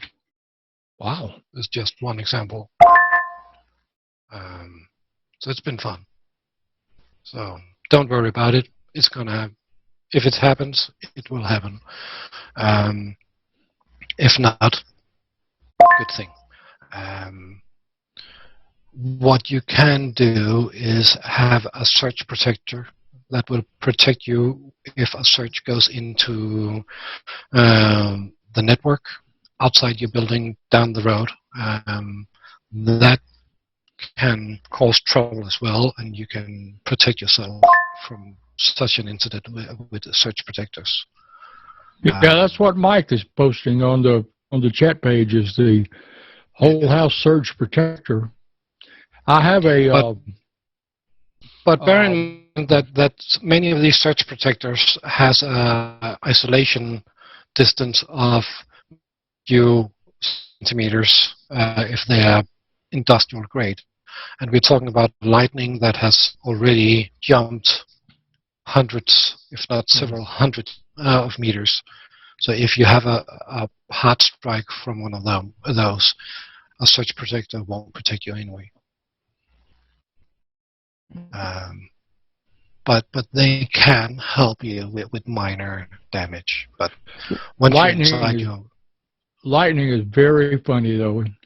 When I was a kid, we had lightning strike the house. We had the old console TV sitting in the living room with a electric clock sitting on top of it. Lightning hit, blew the clock to pieces, and the TV never went off. Plugged into the same wall plug. Yeah, I've seen that as well, or something like it. I've seen a lot of lightning damages, and even seen one of these what's it called, backhoes, one of these big digging machines that had been hit by lightning, and from outside when they looked at it, it looked completely unharmed. And a guy was sitting in it, and while the lightning struck, and the only thing happened was that the machine stopped. And they got some service people out to look at it, and the conclusion was that every joint in this machine, even the pistons in the cylinders, were melted. So it was just a big piece of junk. And the guy sitting inside was locked inside.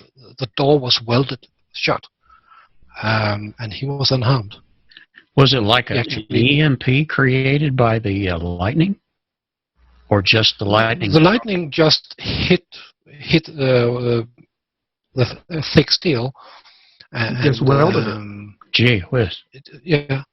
Everything was welded into one big giant piece of metal.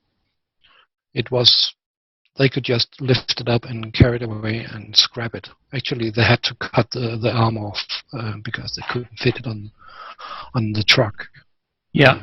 I've never seen it, but I've heard tell that lightning will actually jump out of a wall socket and grab something that you've actually got unplugged. Now, I don't know if there's any truth to that, but I suppose anything can happen.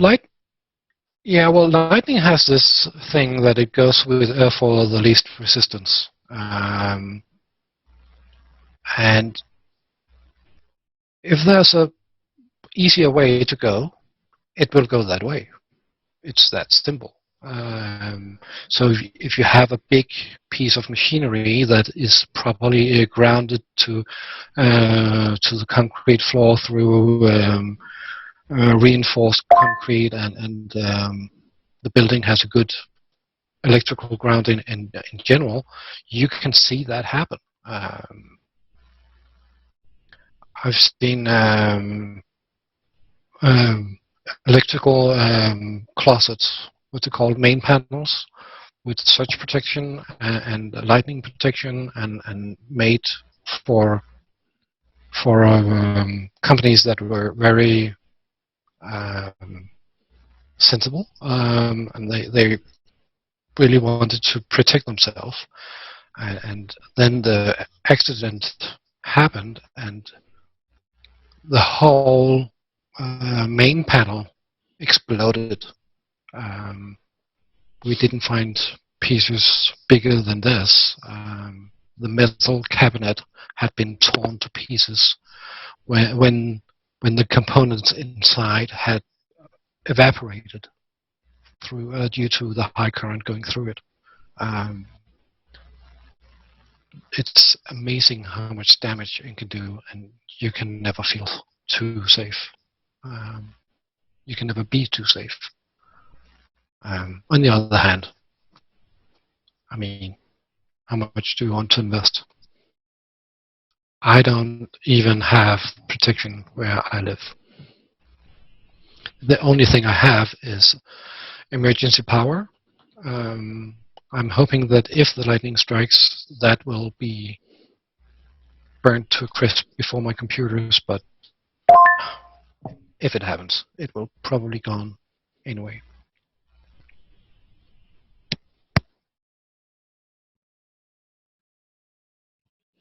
Yeah, I always go around unplugging everything when the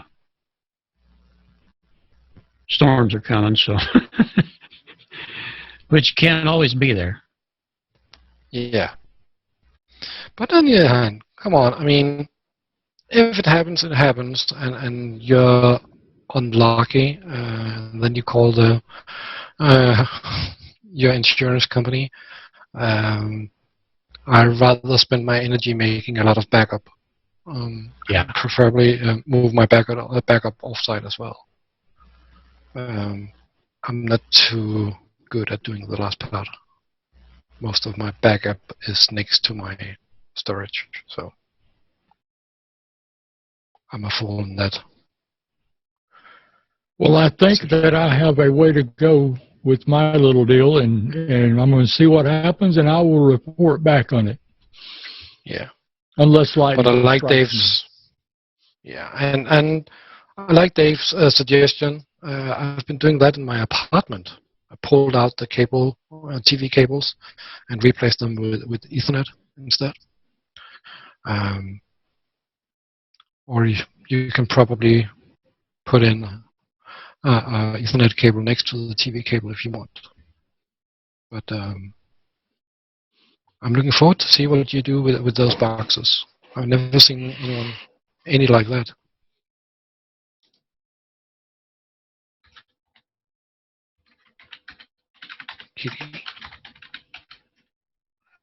Yeah, that should be interesting to see your studio come up, Tommy. So, has anything been happening with Dave during the week? Anything notable news? Just that silly stuff I was talking about. Trying to make revive these old pieces of hardware I have and make them useful in today's environment. Yeah, I've been trying to do the same. It's hard to throw away that old stuff. It's frustrating, actually, isn't it? Because these are pretty cool looking. See? Yeah, yeah, they are. They got little places. They're very rugged. It'll plug into a dock and connect here on these dots, and it ends up being a USB 2 connection basically, because in the dock it has an Ethernet card built in that as well. And when you plug into it or you load the drivers for it, it recognizes it as USB 2 10 by 100, and then it has the stylus. So that almost looks like a mil spec. It is, absolutely. That's what they were made for. I'm glad they're yours, Dave, because if I had them, I'd probably die with them. I'll send you one. I actually found all the drivers for it too. So. And you got Windows 10 up and running on it? Yeah, with 1 gig. That's impressive. And I installed a Logitech, what do they call it? The Orbit, the QuickCam Orbit Sphere, with the long stalk where the little eyeball sits on top and tracks around. Yeah. It's the old one though. And I tried to get it to go the other day on Windows 10 and no go, but I found a driver and I actually got it to come up on Windows 10. So I was pretty surprised with that as well. So no, I mean, I'm running Windows 10 and it's got a 1 gig of RAM. It's got a Core Duo processor, not a Core 2 Duo, but a Core Duo. So it's one CPU with 2 cores, or I guess it's 2 cores. That's a Core Duo, right? And I mean, it does run. If you put 2 gigs in it, you can actually use it. You know, it doesn't drag too much. It's not really that bad a machine. No, the processor's 1.2. Yeah, like a phone. Yeah, it's like a phone. That's what I thought. It just doesn't have all the video. I had thought, okay, what about those USB to VGA adapters that you can buy for about $50? If that would plug into the USB on this and generate enough of a video to drive a monitor or something. I mean, I don't know how it feeds back into the system if you actually get to access that GPU that's built into that unit, or if it's even a GPU. Uh-oh. Lawyer is processing some documents now, it looks like. Yeah. Well, that burger got to him. Like, it's funny because eyebrows.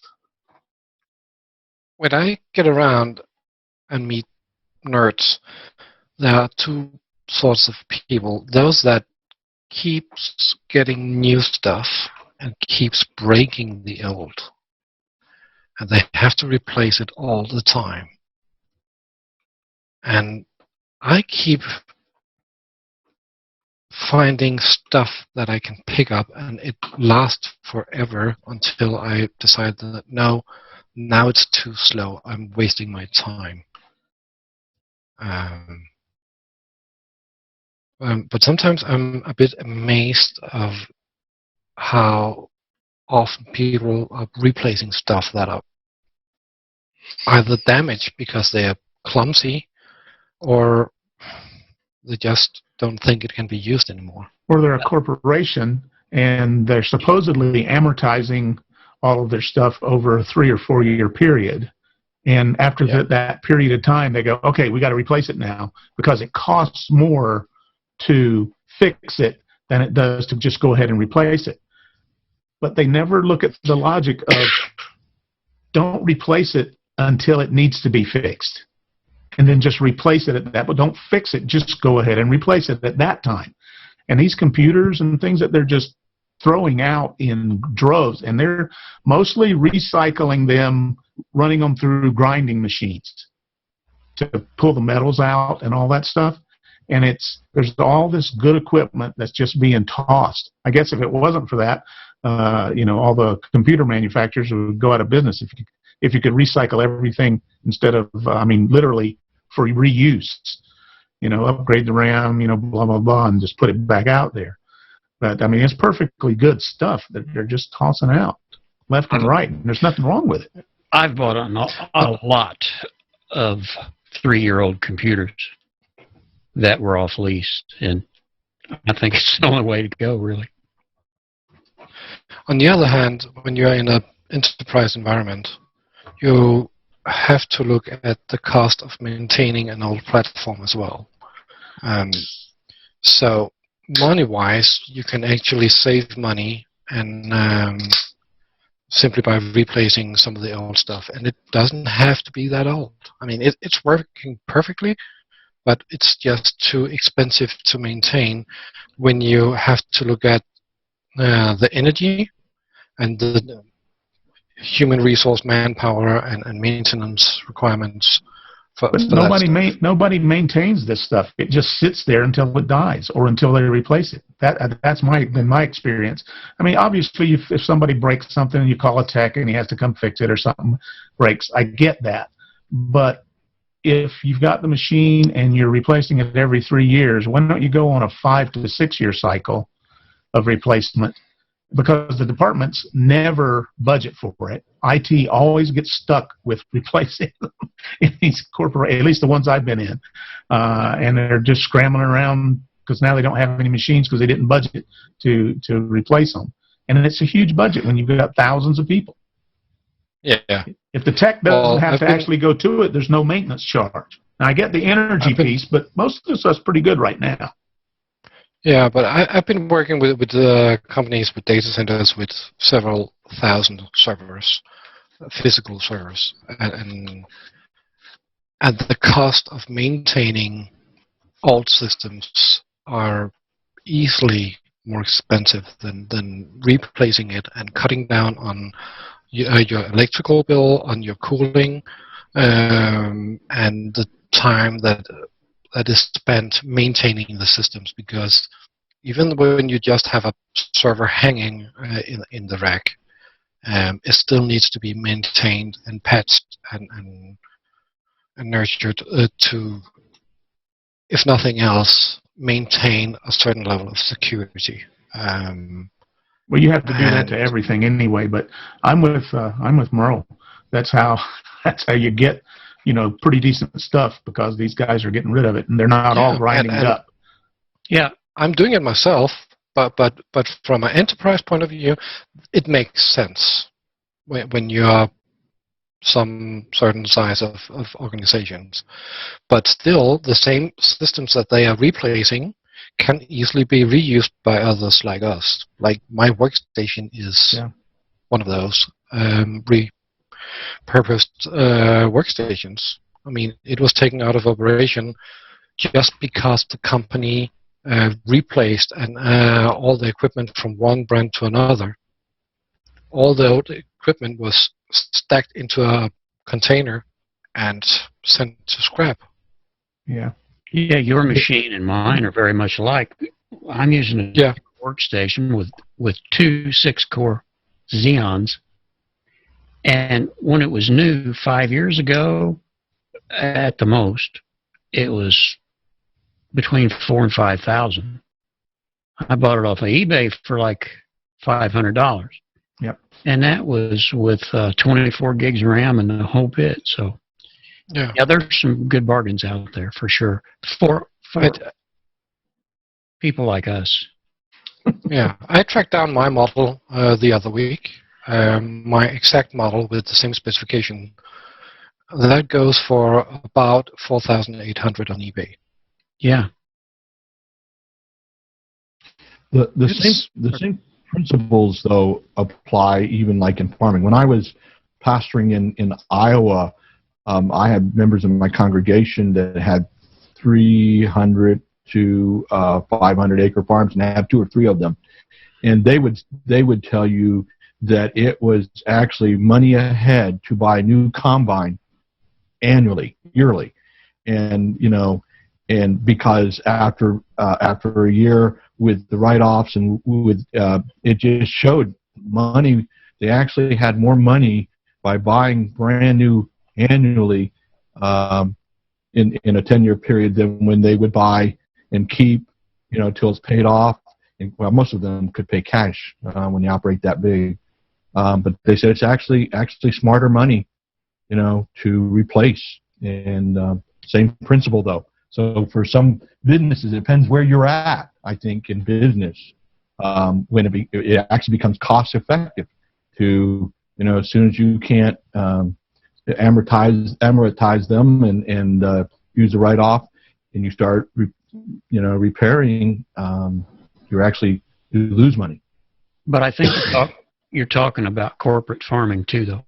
Absolutely. Same mentality. It's the same deal. Absolutely. But again, it helps all of us little guys who are budget-minded to do our small operations, because you get your hands on stuff that you normally wouldn't be able to afford or want to afford. We can afford whatever we want, but do we want to sometimes? Yeah. Unfortunately, companies like Google and Facebook are using custom-built servers nowadays. So they don't get out back out on the market, unfortunately. Yeah, I saw some stuff on the Google servers once. It's crazy. Dual power supplies on board, and I mean they basically measure everything by how many gigaflops it can produce per square foot or whatever, something along those lines. And they just keep compacting and compacting and making these pretty amazing machines, I guess. Pretty powerful, that's for sure. Speaking of dual power supplies, I was watching Jupiter Broadcasting the other day. They do several Linux shows, and he was talking about having a server that had dual power supplies in it. And Yeah. it really kind of took me back just a little bit. Well, they built Google. They built UPS type capabilities into their servers. Not only did they have multiple power supplies, but they had UPS capability right within each box instead of a central one as well. But you can get servers with dual power supplies. A lot of that stuff. You can get servers with quad power supplies. I've been working with servers with quad power supplies. I'm sure. It depends on how critical that device is. Yeah. To the operation. I've actually been working with servers that had dual power supplies. So the whole power supply, the part of the power supply that was switching between the two power supplies could be replaced while the server was running. Hot swap. And hot swappable power supply with redundant hot swappable power supplies. So it could fail at two different levels and still continue running. I've been working with servers where you could actually hot swap memory as well. So the memory banks could be replaced on the fly as well. That's amazing. And I remember we had some IBM servers where they claimed that the CPUs could be hot swappable, but because Windows didn't support it, they didn't recommend us trying. Right. Well, that's the only way you're going to get to 5 nines. Everything is hot swappable, because I'm telling you, it doesn't take much to knock that 5th 9 off the chart when you start doing statistics on stuff. Exactly. But then you also have to, I've been in quite a few discussions where we looked at emergency power. So when you have emergency power to your data center or whatever, then you have 2 cables going into your redundant power supply, but you're still having a single point of failure, because if the emergency power breaks down, then the server will be out of use anyway. So in one debate, we talked about having 2 emergency power supplies, but then they should actually be from different manufacturers to make sure that they didn't share the same weaknesses and lifetimes and failure probabilities. But you still have a single point of failure. The street power. That's what we had happen one time. It went down and we killed us. But in Denmark, and that is actually why Facebook have decided recently to build a new data center here in Denmark, is that at several places you can get power from several separate high voltage grids. Sweet. In Denmark, we have an extremely reliable power supply. So they have backup substations then? Yeah. But what we actually, ironically, what we ended up with was having only one emergency power system. So one of the power supplies in each server was supplied from emergency power, and the other one had a hefty set of ESD protection, but otherwise it was going straight from the city. Wow. And directly into the system, because we could keep adding redundant components and we would still not increase our reliability that much. Because as we were adding components, we would also make it more complex. So we actually ended up making sure that we had, from one side of the building, we had power coming into the emergency power and diesel generators and whatnot. And then in the room, in each data room, we had one rail in one side of the room with emergency power supplied power, and another rail in the other side with direct current power from the city. And it actually paid off. They did have a firmware issue thingy where a technician cut the power by pure accident, and nothing happened. because the other part of the servers, half of the server power supplies were being fed continuously from the city. Have the power companies over there done anything in reference to EMPs? Do you know? Yeah, well, not due to EMPs, but after a storm some years ago, a lot of the cables were in around the country, and part of the country were cut off from power for some days. And after that happened, it has been it's had a certain level of political attention as well. So they are digging down all cables into the ground, and that will protect it somewhat. Yeah. Not to mention that nobody wants to look at one of these high voltage masts going through the landscape. But now they are digging them down. And we have quite a bit of redundancy and reliability from environmental friendly energy. We have, I think it's 40% of all our power that is provided by windmills and not power plants. And that adds another level of stability. And then on top of that, we are able to draw on power from both Sweden and Germany. So we are highly redundant and reliable in general. But yeah, that's actually one of the reasons why I think it was 2 weeks ago that Facebook announced that they were building a new data center here in Denmark. Mike L. on chat says that I worked for UUNet, aka Verizon, and all their data centers have a diesel train engine generator in the basement that, depending on the amount of fuel is on site, can run for weeks. That's pretty cool. Unlimited, basically. Yeah, that's a common setup. A giant diesel engine and generator outside of the building where I was. It was about a 2,500 employee place. And when we had the street power go down, they kicked on the generator.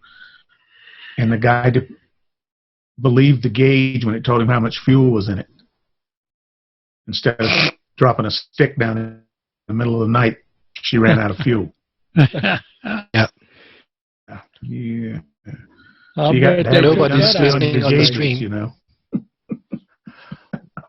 Nobody's watching the stream anyway, and nobody will. So I guess I can tell that it happened for IBM in Denmark as well. Okay, I got a question if I could.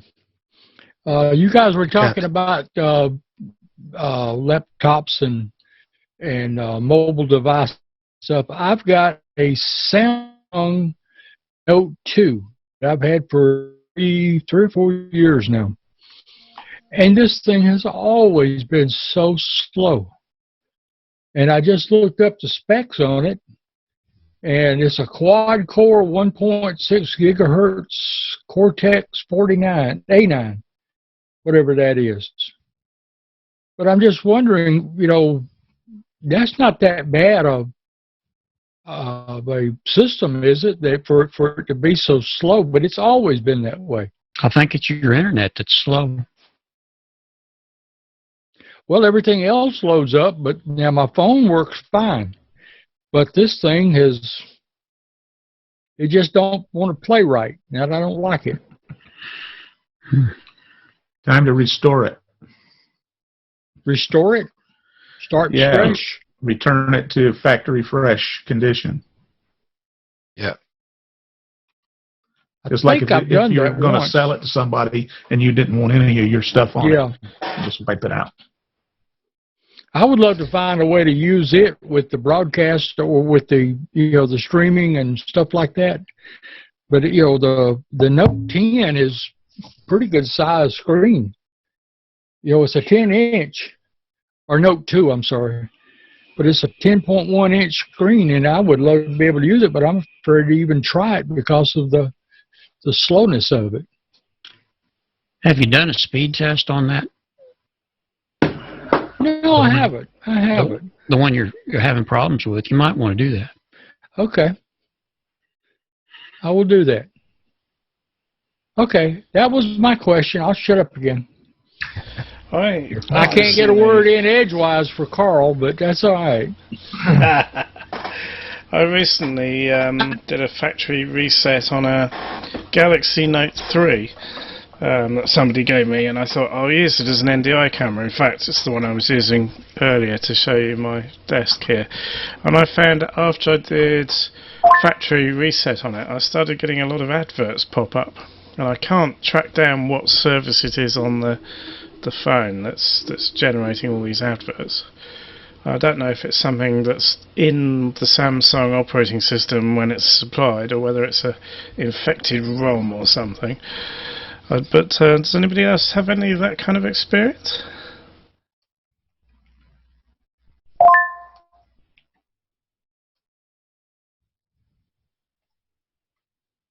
Yes, not. Nope. I take it not. No. Nope.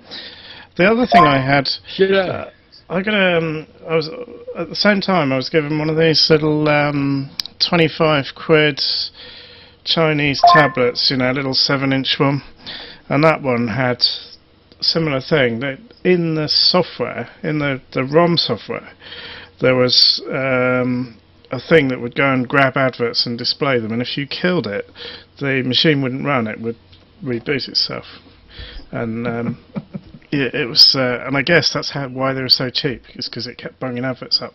But I didn't really expect a Galaxy Note 3 to do that, and it's really annoying. I would never have thought that would do that. Powered by malware. I'm guessing so. I'm guessing so. Well, I started looking for a new ROM for it. I thought I'll flash it and put a new ROM on there so I know what's on there. So I went to the C-ROM website. C-ROM's the one I prefer when I do that, and managed to fall foul of a malware page just on my way to get the ROM. So I gave up with that, but maybe I should try again. I'll have to go to a website that's got a nice clean site that doesn't take you to all these malware pages, and just download a clean ROM for it. But it's a pain in the ass.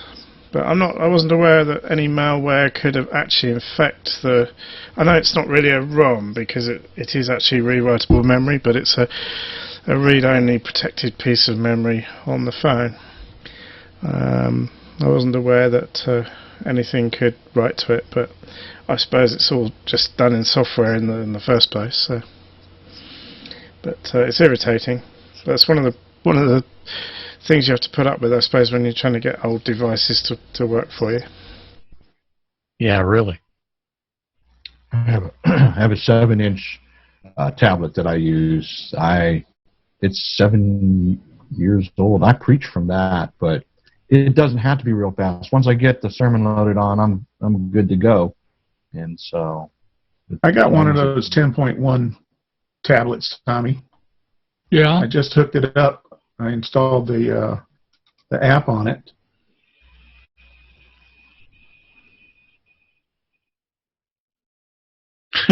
Wow. Choppy. There's that rugged tablet running Windows 10. Faster than mine. The Galaxy Note 3 is about the same sort of speed as that, I think, as far as the NDI app's concerned.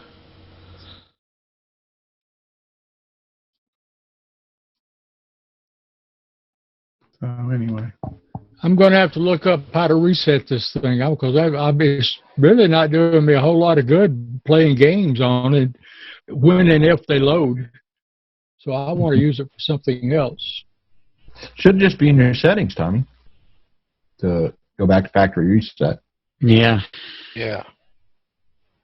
Probably in the About box or something like that in the control panel. I'm sorry, say that again. It depends, but you can probably find it next to the About or About this device or yeah, whatever your it's called. settings. And Or just Google it. just remember, yeah, you that's have what to I was reload going to your do.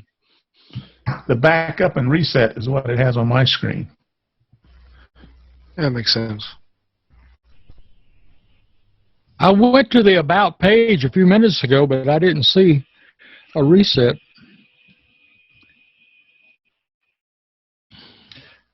I use my tablet for a teleprompter too. Yeah. Let it in there and have an app on there. Lets me run it as a teleprompter. I have the teleprompter app myself on this because I was going to use it as one time. Once I get it loaded, it works fine. But getting the stuff to load and recognize what you're doing, that's what takes so long. When your pastor does his welcome video, you're going to have to use it. Yeah. If I ever lasso him and slow him down enough to stop and do it.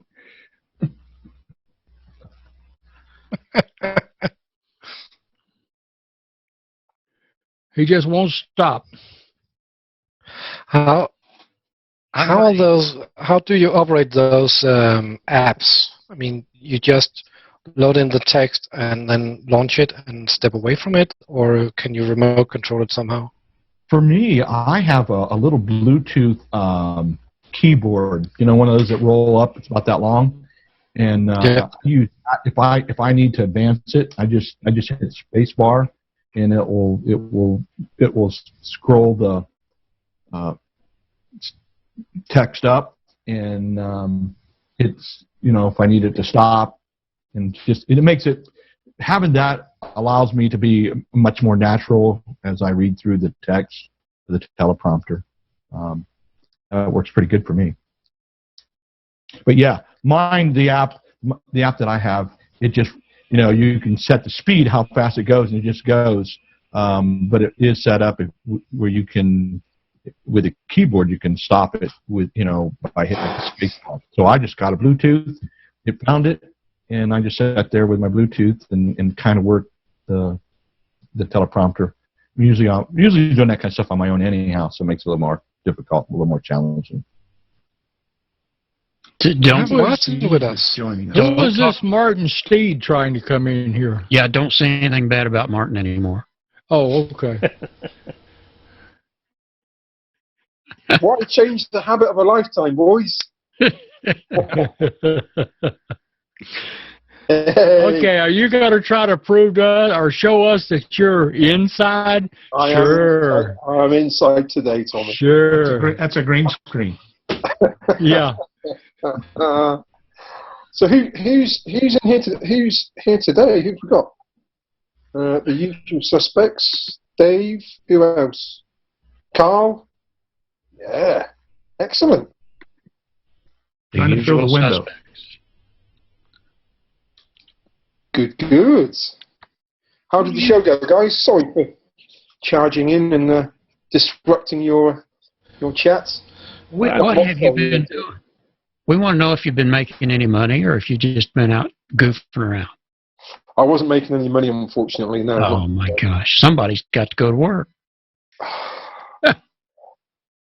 Yeah, you start. No, I've done all mine. I put my time in. Some of us have. I'm still putting a little bit of time in. Yeah, we're actually still on the air just at the moment, Martin, but you turned up just in time for us to shut the live stream down. So it's just coming up on 10 o'clock. So I think we'll wind the live stream down now, and then we can carry on chatting for a bit afterwards. I'd just like to thank everybody here. Martin, who turned up just now. Thank you, Martin. And John. Just a wave will do. And Carl, thank you very much. Dave, Tommy, Merle, thank you. And we'll hopefully catch everybody on the live stream next week. But until next time, cheerio.